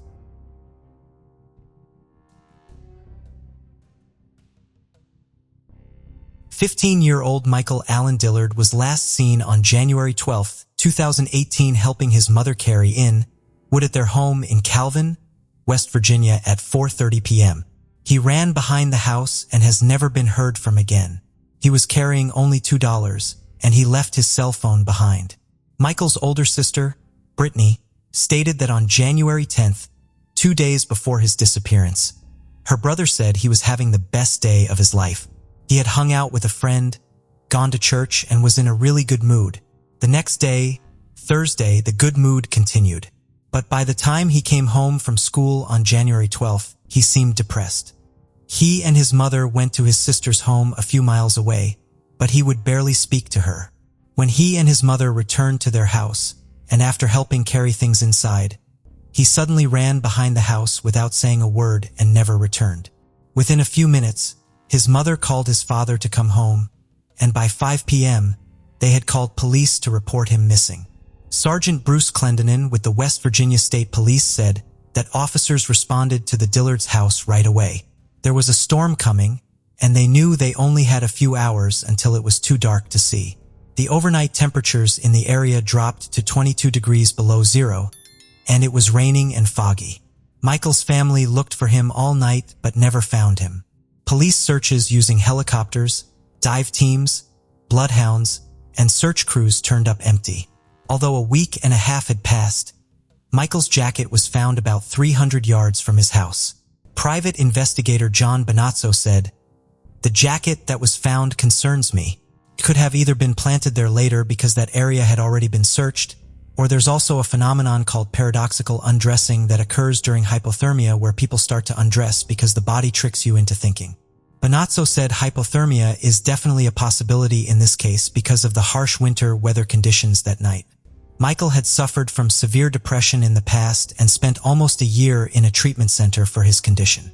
He was released from the treatment facility on December 19th, only 3 weeks prior to his disappearance. Some agencies classify Michael as a runaway, but his family still seeks answers. As of today, this case remains unsolved.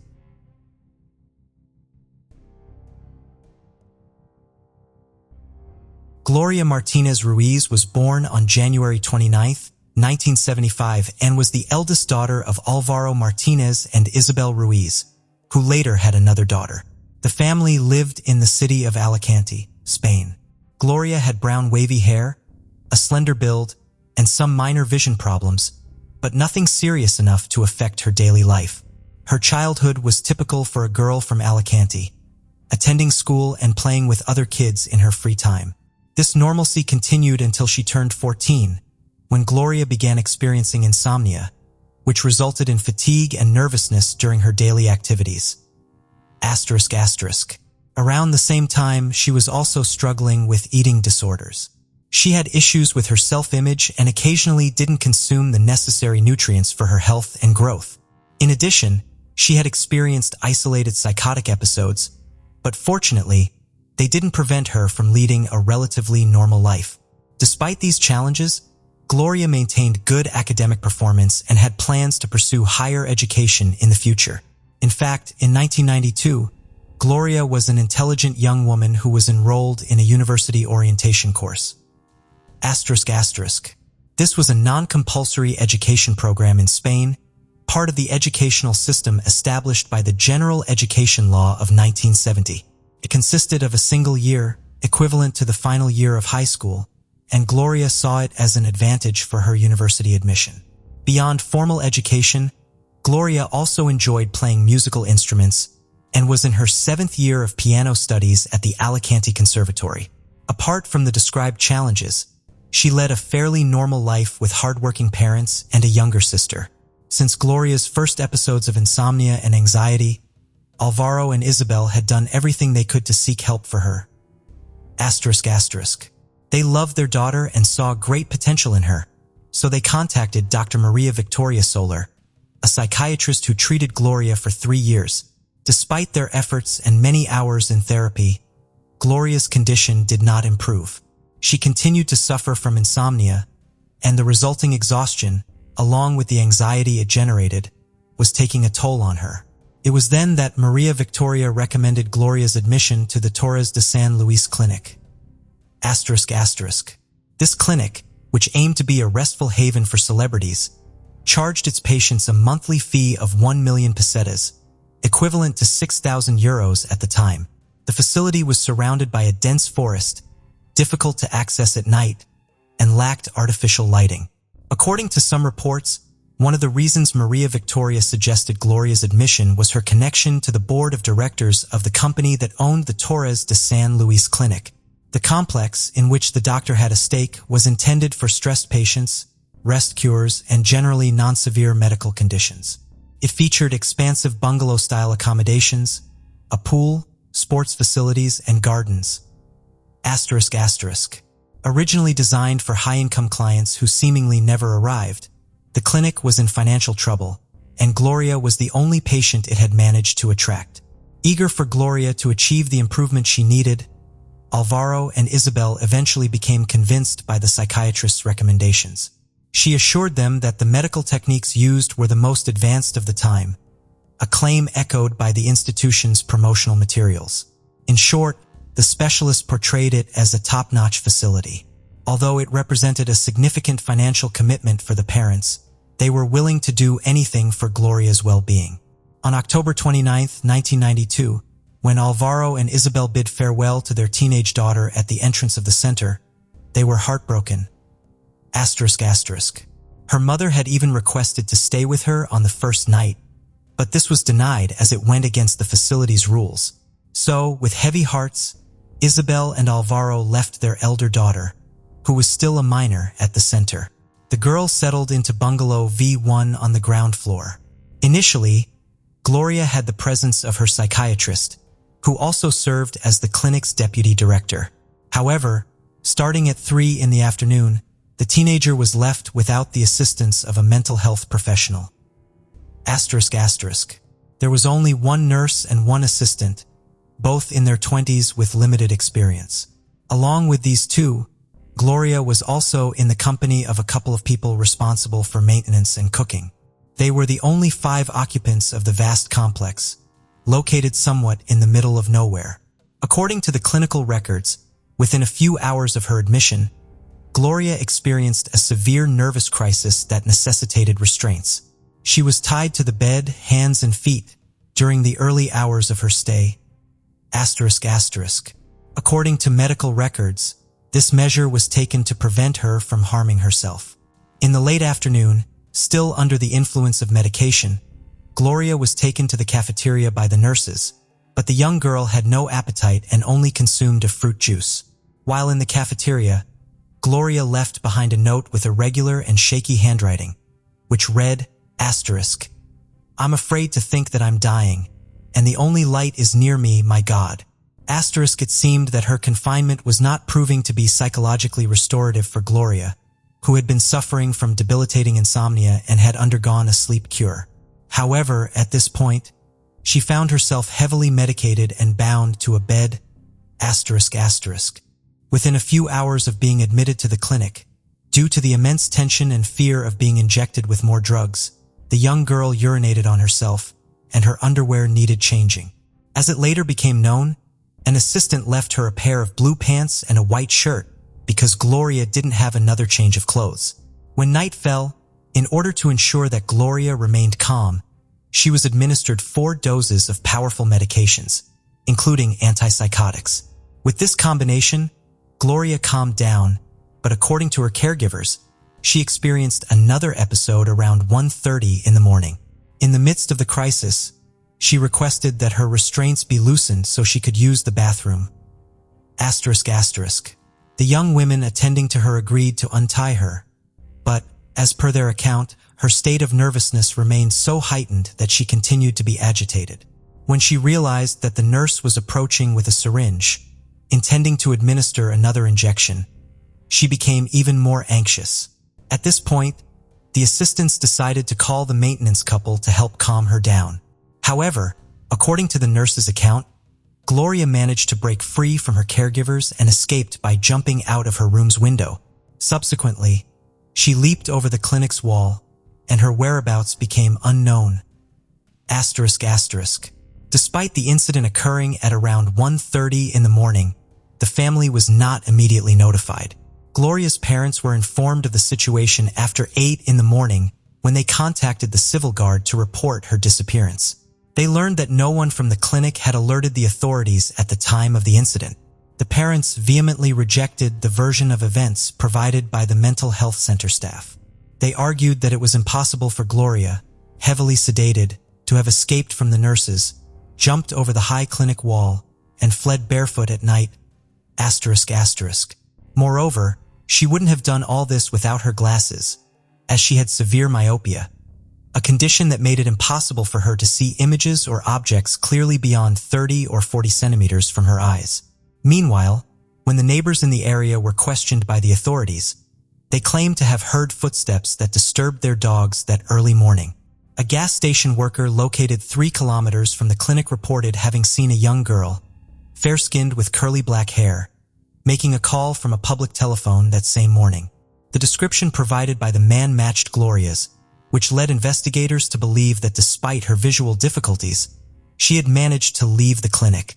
In the following days, the civil guard conducted an extensive search in the surrounding forests, drained ditches, and emptied septic tanks, but found no traces of Gloria. Despite the parents' efforts to speak with various media outlets to keep her case from fading into obscurity, the disappearance of another girl, which occurred 2 weeks later, diverted all media attention. The only ones who continued to focus on the case were the Civil Guard officers who tirelessly pursued any leads that could lead to Gloria. They searched 2 landfills in the area, irrigation canals with diving teams, excavated certain areas, and examined adjacent lands. The search would pause and resume whenever new information emerged, and this pattern persisted for many years. They combed various areas of the province in an attempt to find her, but all their efforts proved fruitless. Meanwhile, Gloria's parents were dealing with the pain of her absence and an overwhelming sense of guilt because the truth was that they had never wanted to send Gloria to this rest therapy. They had only agreed due to the insistence of the psychiatrist who had prescribed it, arguing that it would help with the insomnia and anxiety issues she had been experiencing for the past 3 years. As investigators continued to search for leads to solve the case, the next lead to follow was a man who claimed to have seen Gloria and been with her, along with a group of young French individuals at a campsite in Altia in the days following her disappearance. The Civil Guard even traveled to the French border, but they did not locate the girl.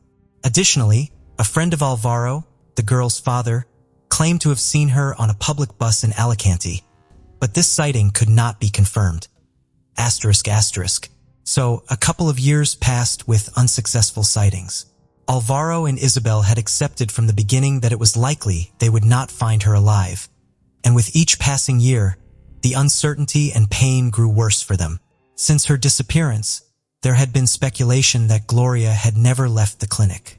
Conspiracy theories suggested that the girl may have suffered from an overdose due to malpractice, which resulted in her death. This led to the disposal of her body. Much was said about a boiler present on the premises. The chief investigator, Damian Caravaca, took charge of the case in 1994, 2 years after the disappearance, when the Judicial Police Department was established in the Altia precinct. He emphatically stated that when he took over the investigation, they meticulously examined the boiler and found no remains. He also mentioned that in order to incinerate a body there, it would have to be done in very small pieces, and such an operation would have been evident during the clinic's inspection. Among the many rumors that circulated in the media at the time, there was one related to the girl's clothing. Some reports claimed that the investigation team entered the facility 2 years later after it had ceased operations to conduct a search and inspection. According to some newspapers, those involved in the investigation found underwear and a belt belonging to Gloria in a bag in a septic tank. However, years later, Damian clarified that the garments were indeed inside a bag but not in a septic tank. Instead, they were found in lockers where the personal belongings of each patient were stored. He indicated that this discovery was of little importance and did not constitute any irregularity. As is often the case in such situations, psychics also became involved and offered their assistance, but they did not provide any significant contributions. The investigative team repeatedly questioned witnesses who claimed to have seen Gloria. Additionally, over the years, whenever unidentified remains were discovered in Altia, DNA samples were compared with Gloria's, but she remained unaccounted for. The Civil Guard also closely monitored any earth-moving activities due to rainfall, but Gloria still did not resurface. The numerous calls that alerted the authorities over the years about the alleged presence of the young girl proved fruitless. Extensive searches in the vicinity of that rest clinic yielded no clues, not even a trace of the teenager's supposed escape. The case had gone cold, and Gloria's parents continued to wait for news of their daughter. In mid-July 1999, a handwritten letter with no return address arrived at the office of the lawyer who was handling the case of Gloria's strange disappearance. The document raised hopes of finding answers. In the letter, an anonymous writer claimed to have seen Gloria on TV a few hours after her disappearance. According to the witness, she saw Gloria outside the home of a young, slender nurse who lived with another woman. The manuscript detailed how the 2 women supposedly took the girl from the house, nearly unconscious, and claimed they were taking her to a hospital. The sender of the letter confessed that since the events in 1992, she had carried the burden of silence in her conscience. She concluded with an apology and justified her silence over all those years, explaining that her husband had advised her not to speak about the case because it was not their concern. She added that after 7 years of silence, although she believed it was a dangerous matter, she was willing to speak out so that Gloria's family wouldn't suffer any longer. The lawyer declared to the media that he placed the letter in a protective envelope to preserve any fingerprints and forwarded it to the Benidorm court, but it received no immediate attention. ***. He also mentioned that he had initially chosen to act cautiously and not disclose the information to the media to avoid jeopardizing the investigation. However, due to the lack of action by the Benidorm court, he decided to make the fact public as it was the only lead they had in the case. Following this development, posters with Gloria's image were distributed again, and efforts to locate the young girl were renewed. Gloria's parents, Alvaro and Isabel, requested that this lead be thoroughly investigated, as it was the only glimmer of hope, and they insisted that their daughter's case should remain open and active until Gloria was found. However, the civil guard's investigation concluded that the letter was also a false alarm and there were inconsistencies in the testimony. ***. Ultimately, nothing was known about Gloria, and the case seemed to be back at square one. He questioned how it could be credible for one of the nurses to claim that Gloria jumped out of the window and disappeared after climbing the fence. As the years passed, the possibility of pursuing the case through criminal proceedings became increasingly remote. In fact, the judge closed the case without finding evidence of criminality in the disappearance of 17-year-old Gloria. However, Gloria's family did not sit idly by and proceeded with a civil lawsuit. ***. In February 2008, it was revealed that the Provincial Court of Alicante had ruled in favor of Gloria's parents in the civil case against both the company that managed the stress treatment center, which was not actually a psychiatric clinic, contrary to what the prescribing psychiatrist had claimed, and the specialist herself.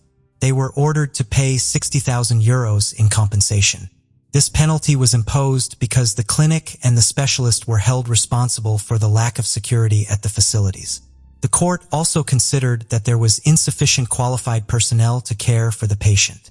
Later on, the compensation was increased to 104,000 euros as it was deemed that the psychological harm to Gloria's parents exceeded what they would have experienced if they had found their daughter deceased, categorizing the damage as incalculable. ***. It was a small victory for Alvaro and Isabel, but at the same time, it was a grim reminder that the case had closed without criminal accountability.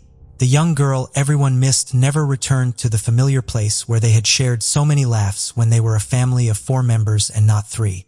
In 2017, marking the 25th anniversary of Gloria's disappearance, the investigative team of a media outlet aired a program reviewing the entire investigation carried out to locate the young girl. The program contacted a nurse who had worked at the clinic and had resigned just before Gloria's admission. She shared her experience as the first nurse hired to work at the facility. ***. She recalled that when she started the job, she was told that the center would host movie and television stars to relax and rest, but they never mentioned that it was related to mental health. She remembered that on her first day, she found the place beautiful but noticed that there were no tools for conducting electrocardiograms. There were no oxygen tanks, and they didn't even have a first aid kit, so nothing could be resolved. The healthcare professional stated on camera that the place was a sham, and the only thing they did there was administer pills. The former nurse mentioned that she couldn't forget Dr. Maria Victoria Soler, one of the owners of the rest home clinic who ordered Gloria's admission. However, she didn't provide details about why she found her unforgettable. ***. The parents' lawyer also participated in the program and mentioned that even though decades had passed, he still had all the documentation of the case. He recalled Dr. Maria Victoria's statement, where she claimed that Gloria was calm upon arrival at the clinic and said goodbye to her parents. However, once they left, she started to hallucinate. According to the doctor, she had to administer more medication, but it had no effect. She then decided to give her a higher dose and instructed the staff to administer the same treatment every 6 hours, keeping her tied to the bed. Sergio Oliveros, a consulted psychiatrist, stated that according to the reports, Gloria was given 2 types of neuroleptics, which are medications used to treat psychosis. He clarified that when they are administered together, It's known as a delirium cocktail and is only used in very specific cases. Asterisk asterisk. He described it as a bomb that sedates the patient, puts them to sleep, and makes them easily manageable. In his experience, someone who received the dose that Gloria did could be asleep for anywhere from 2 to 10 hours. A graphologist believed that the last lines, confused and disordered, written by Gloria on a piece of paper in the cafeteria the afternoon before she disappeared, indicated that she wrote under the influence of some type of narcotic. The parents' lawyer insisted that Gloria was not in a condition to be left alone. She had to be accompanied by the nurses and was later tied to the bed. Asterisk asterisk. It was nighttime, and the girl had already spent 15 hours inside the supposed clinic, with her caregivers instructed to medicate her every 6 hours. He questioned how it could be credible for one of the nurses to claim that Gloria jumped out of the window and disappeared after climbing the fence. He pressed further, asking if Gloria could have scaled a wall while medicated in almost complete darkness and with the severe myopia she had suffered from since childhood. Furthermore, he pointed out that there was never any evidence that the teenager had left the premises. The investigative team also revealed that in 2017, the psychiatrist who had ordered Gloria's admission was still practicing and had a clinic in the center of Alicante, but allegedly refused to give statements to the media. Asterisk asterisk. In 2017, the newspaper El Mundo also covered Gloria's case. They interviewed the agent who had been leading the investigation since 1994. He stated that he still had Gloria's photo in his work agenda and expressed that for him, the investigation remained open, as he had never forgotten about her. He also revealed some previously unknown aspects of the case and dispelled numerous speculations that had circulated in the media over the years. Until then, the prevailing belief had been that Gloria couldn't have climbed the clinic's wall because it was over 2 meters tall. Asterisk asterisk. However, he explained that the wall measured 2 meters from the outside, but was easily scalable from the inside due to certain elements that facilitated access. According to the investigation, Gloria went missing at night and made her way to a gas station in Altia, which was no more than 3 kilometers from the clinic. He indicated that the young girl might have reached it by following the lights of the highway and the city. For him, the testimony of the gas station worker, who claimed to have seen a girl matching Gloria's physical description, wearing blue pants and a white shirt, consistent with what the assistant had provided, was crucial. He admitted that the case had left a lasting impact on him, denied that it was closed, and asserted that the investigation remained active and vigilant for any new developments. Asterisk asterisk. The police had not forgotten and would never forget Gloria. The painful memory of a promising young woman remained alive in her family, especially in her neighborhood. Her parents kept Gloria's name on the mailbox as if more than 30 years hadn't passed since she left that house and never returned. That bright student who played the piano and had no serious illnesses, as stated by the psychiatrist who treated her, had ventured down an irreversible path. What was supposed to be a short therapy for sleep issues had ended in an unsolved disappearance.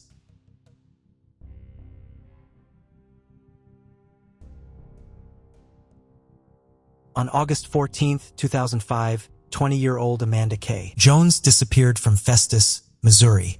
Amanda was 8.5 months pregnant when she vanished. On the day of her disappearance, Amanda met Brian Westfall, the alleged father of her unborn child, at the Hillsborough Civic Center at around 1 p.m. to discuss custody details. Roughly 15 minutes into their meeting at 1:15 p.m., she took a call from her former sister-in-law. After their meeting, they were supposed to go have lunch together at the Off the Hook restaurant. However, she has never been heard from or seen again. After 3 hours of trying to reach their daughter, Amanda's family became very concerned. They reached out to Amanda's friends, but they hadn't heard from her either. Her parents drove to her house to see if she was there. However, Amanda was nowhere to be found. At this point, Brian Westfall is most likely the last person to have ever seen Amanda. Brian and Amanda had dated briefly after meeting at a Christmas party in February 2004, but their relationship didn't last long, and Brian didn't hear from her again until February 2005, when she told him she was pregnant. Brian stated he didn't believe Amanda's unborn child was his, and he didn't want to continue his relationship with her. Amanda told friends she was considering seeking child support from Brian. She met him on the day of her disappearance to discuss his role in the baby's life and what, if any, type of child support she could expect from him. However, on the day they met, Brian would once again tell Amanda he was not the father of her unborn child. Brian's version of events that day changed a few times within 24 hours. First, he said they never made it to lunch because Amanda got upset when he said he wasn't the father of her unborn child. So, according to Brian, she went to the restroom, and when she came out, she no longer wanted to go to lunch. Brian stated he left the Civic Center, and Amanda stayed behind. However, Amanda's mother, Bertha, said that Brian told her that he and Amanda did go to lunch but went their separate ways around 2 p.m. A few hours later, she spoke to Brian again, and this time he said Amanda had gotten upset while having lunch at the restaurant, and he left while she was upset and in the restroom. He would tell investigators Amanda's friends and family went to the Civic Center and found her blue 1997 Pontiac Sunfire still sitting in the parking lot, unlocked and abandoned. At this point, they called the Jefferson County Police Department and reported her missing. Police found her purse inside the vehicle, but her keys, wallet, and cell phone were missing. They also checked her cell phone records and found that the last time she used her phone was when she took the incoming call at 1:15 p.m. At this point, police began questioning many aspects of Brian's story. For instance, the police report showed that Amanda's cell phone records indicated she did not receive or make any phone calls after her quick phone call with her former sister-in-law. However, Brian stated he saw her on her phone later while she was sitting in her car. Even more, the authorities found it inconceivable that anyone, especially a woman 34 weeks pregnant, could sit in a car on a hot and humid August day for 3 hours. It is also important to note that the air conditioning in Amanda's car was broken at the time of her disappearance, making this even more impossible. Also, it was very suspicious that Brian had initially told Amanda's mother they had gone to lunch together as planned and hadn't just stayed in the parking lot. Brian was somewhat cooperative with the investigation and maintains his innocence in Amanda's disappearance. He did allow investigators to search his home, but he limited the places they were allowed to search, and that is the only time they have searched his property.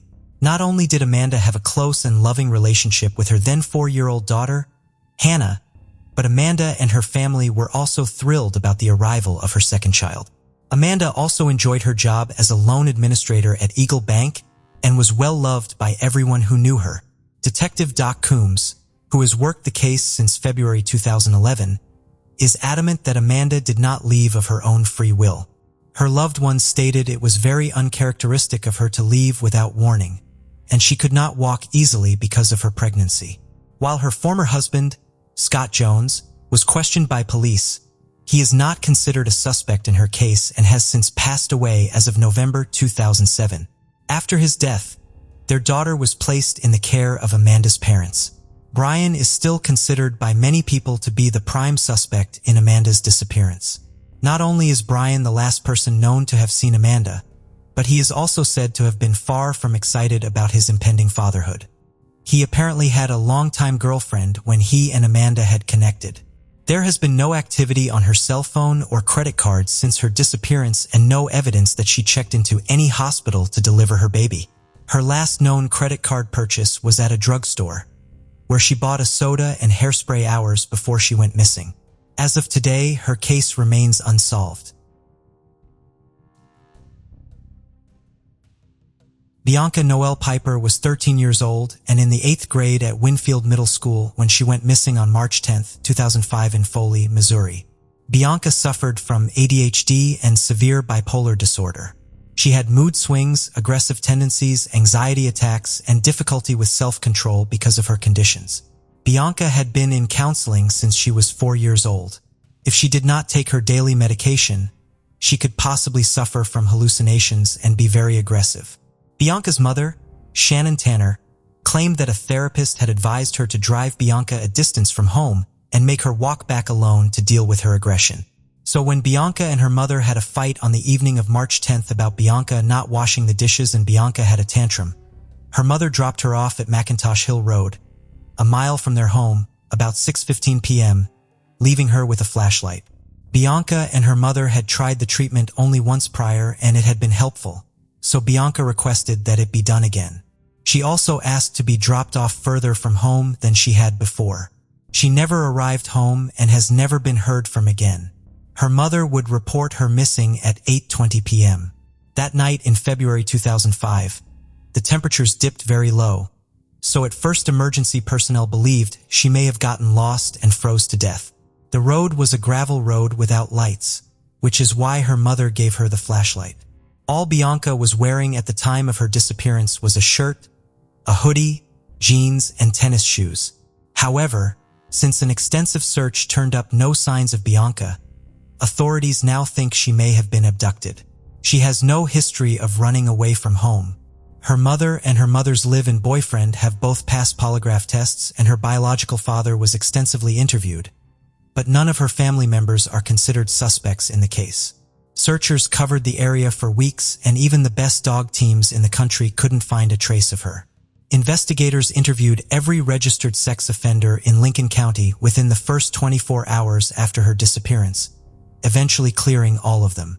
The case files contained more than 200 exhausted leads, including interviews with more than 20 self-described psychics. Many leads came into police after two other missing children, Sean Hornbeck and Ben Omby, were found alive in Kirkwood after their abductions by pizzeria manager Michael Devlin. Authorities initially suspected Devlin could be linked to other missing child cases and formed a multi-jurisdictional task force to investigate this theory. In October 2007, the task force was dissolved with no arrests made in Bianca's case. Bianca's father died in February 2009, but her mother and sister are still alive and looking for her. Phoenix Lucille Colton was last seen sitting in her car in her driveway on Country Brook Drive in the Spanish Lake area of St. Louis, Missouri, on December 18, 2011. Her father saw her drive away at 2:20 p.m., not knowing he might never see his daughter again. She was only 23 years old at the time of her disappearance. Phoenix came from a religious family that regularly attended church together. She had been homeschooled, was a member of the handbell choir, was a regional fencing champion, played the piano, and was even taking violin lessons.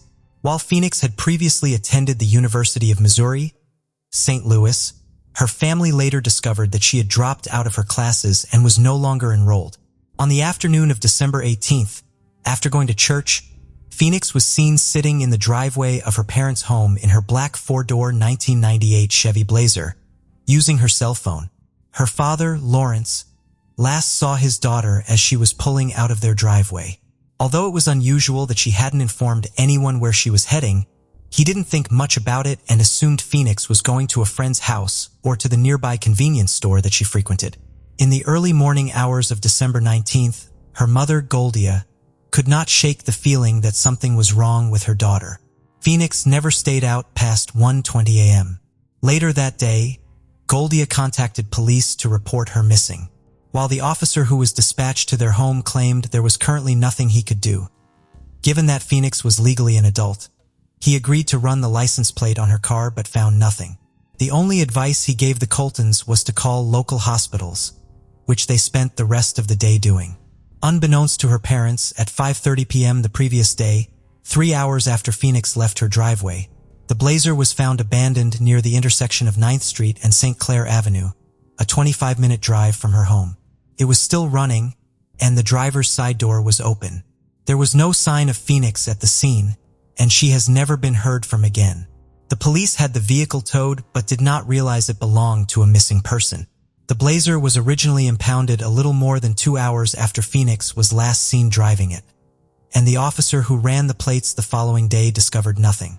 The Coltons were never officially notified by authorities about their vehicle. The police report later obtained by the Coltons' private investigator includes conflicting information. In one section, it is reported that there was an adult female victim. In another, it was noted that there was no driver. A second report has a filing date listed 2 weeks after the impounding. The Coltons' private investigator notified them that the responding officer was advised by his union representative to speak with no one. That same officer who arrived on the scene claimed he found nothing in the car. However, Phoenix's driver's license, purse, glasses, and shoes were in the car. All the paperwork needed to identify the vehicle's owner, including the Colton's home address, was found in the glove box. Investigators asked Phoenix's parents to look through her room in hopes of finding clues. Stuffed in a notebook was a strange note. When Phoenix's parents originally looked at the note, they didn't think it was in her handwriting. However, they later started poring over old notebooks to determine if they might be wrong. Goldia eventually concluded that she had initially been mistaken and that the note was, in fact, written by Phoenix. She deciphered the note's contents and informed the police. Goldia believed Phoenix might have written it either before a church service or afterward, when Phoenix dropped Goldia off at the parlor for fellowship and waited in her vehicle. According to Goldia, the message was along the lines of, "We think you need to make up your mind before February 2012, or else I will show you what I can do about your parents." In an interview on Real Talk with Tamara, Goldia explained that she didn't believe the note was to or from somebody, but that her daughter was jotting down something to relay to her. Phoenix's writing style on that paper was consistent with how she wrote in her school books when hurriedly taking notes. The Coltons soon made another alarming discovery. Through one of Phoenix's friends, they learned that she had a boyfriend with whom she had lived for a short while.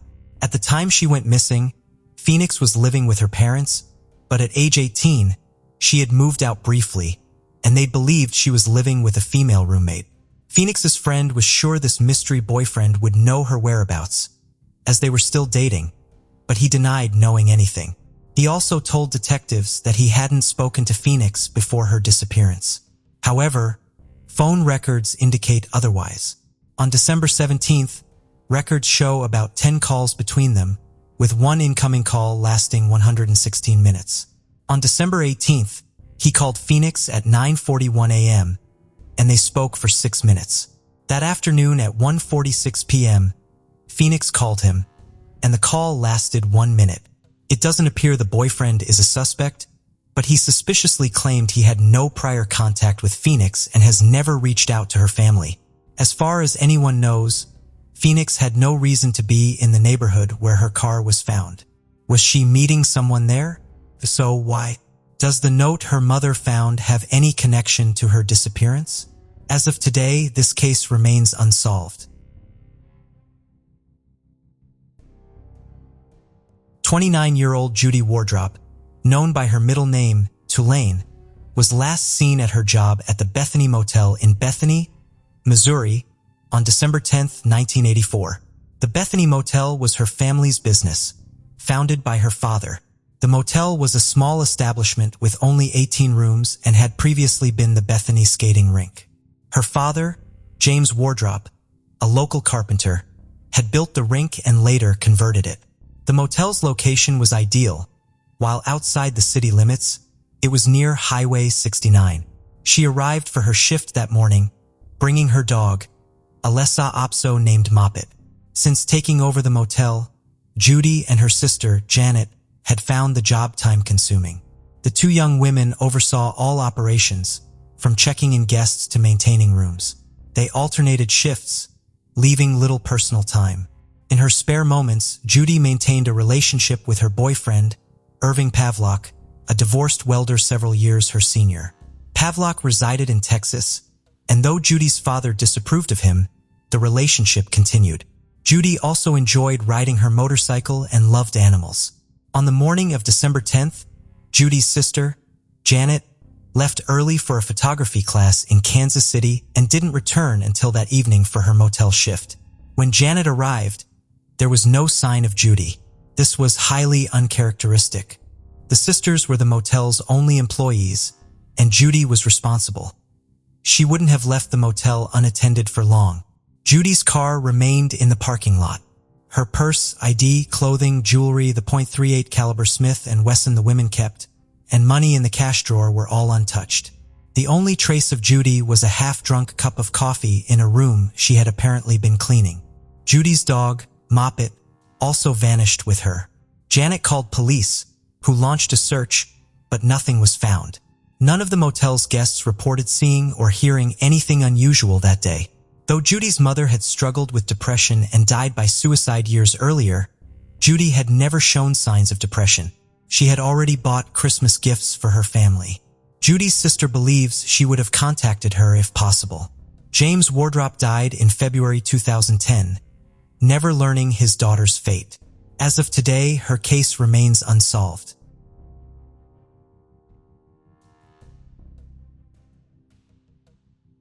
Robert Wayne Donnell was brutally murdered on June 11, 1994 in St. Genevieve, Missouri. The 30-year-old construction worker from DeSoto was found severely burned in the back of his white Chevy pickup on Roth Road near the Jefferson County line. His body was charred beyond recognition. At the time of his death, Robert was survived by 3 sons, the youngest under 2 years old. Described as a likable, low-key man with no known enemies, his murder baffled investigators. Despite numerous interviews and leads, the case stalled with little evidence. Robert had been adopted as a child. Years after his death, DNA testing allowed his children to connect with their biological grandparents, forging bonds with a previously unknown family. Today, information about the case remains scarce. Robert's son, Matt Donnell, confirms both the St. Genevieve County Sheriff's Office and Missouri State Highway Patrol pursued multiple leads without identifying a suspect. The family continues seeking answers, but the case remains unsolved. Thank you for joining us on this journey into the depths of unsolved mysteries. Cold cases not only challenge our understanding of the past, but also ignite our curiosity and determination for answers. Remember to subscribe to stay updated on our latest investigations. And if you have any information regarding the cases we've covered, don't hesitate to reach out. Together, we can shed light on the shadows of the past and bring closure to those who seek it. Until next time, stay vigilant, stay curious, and never stop seeking the truth.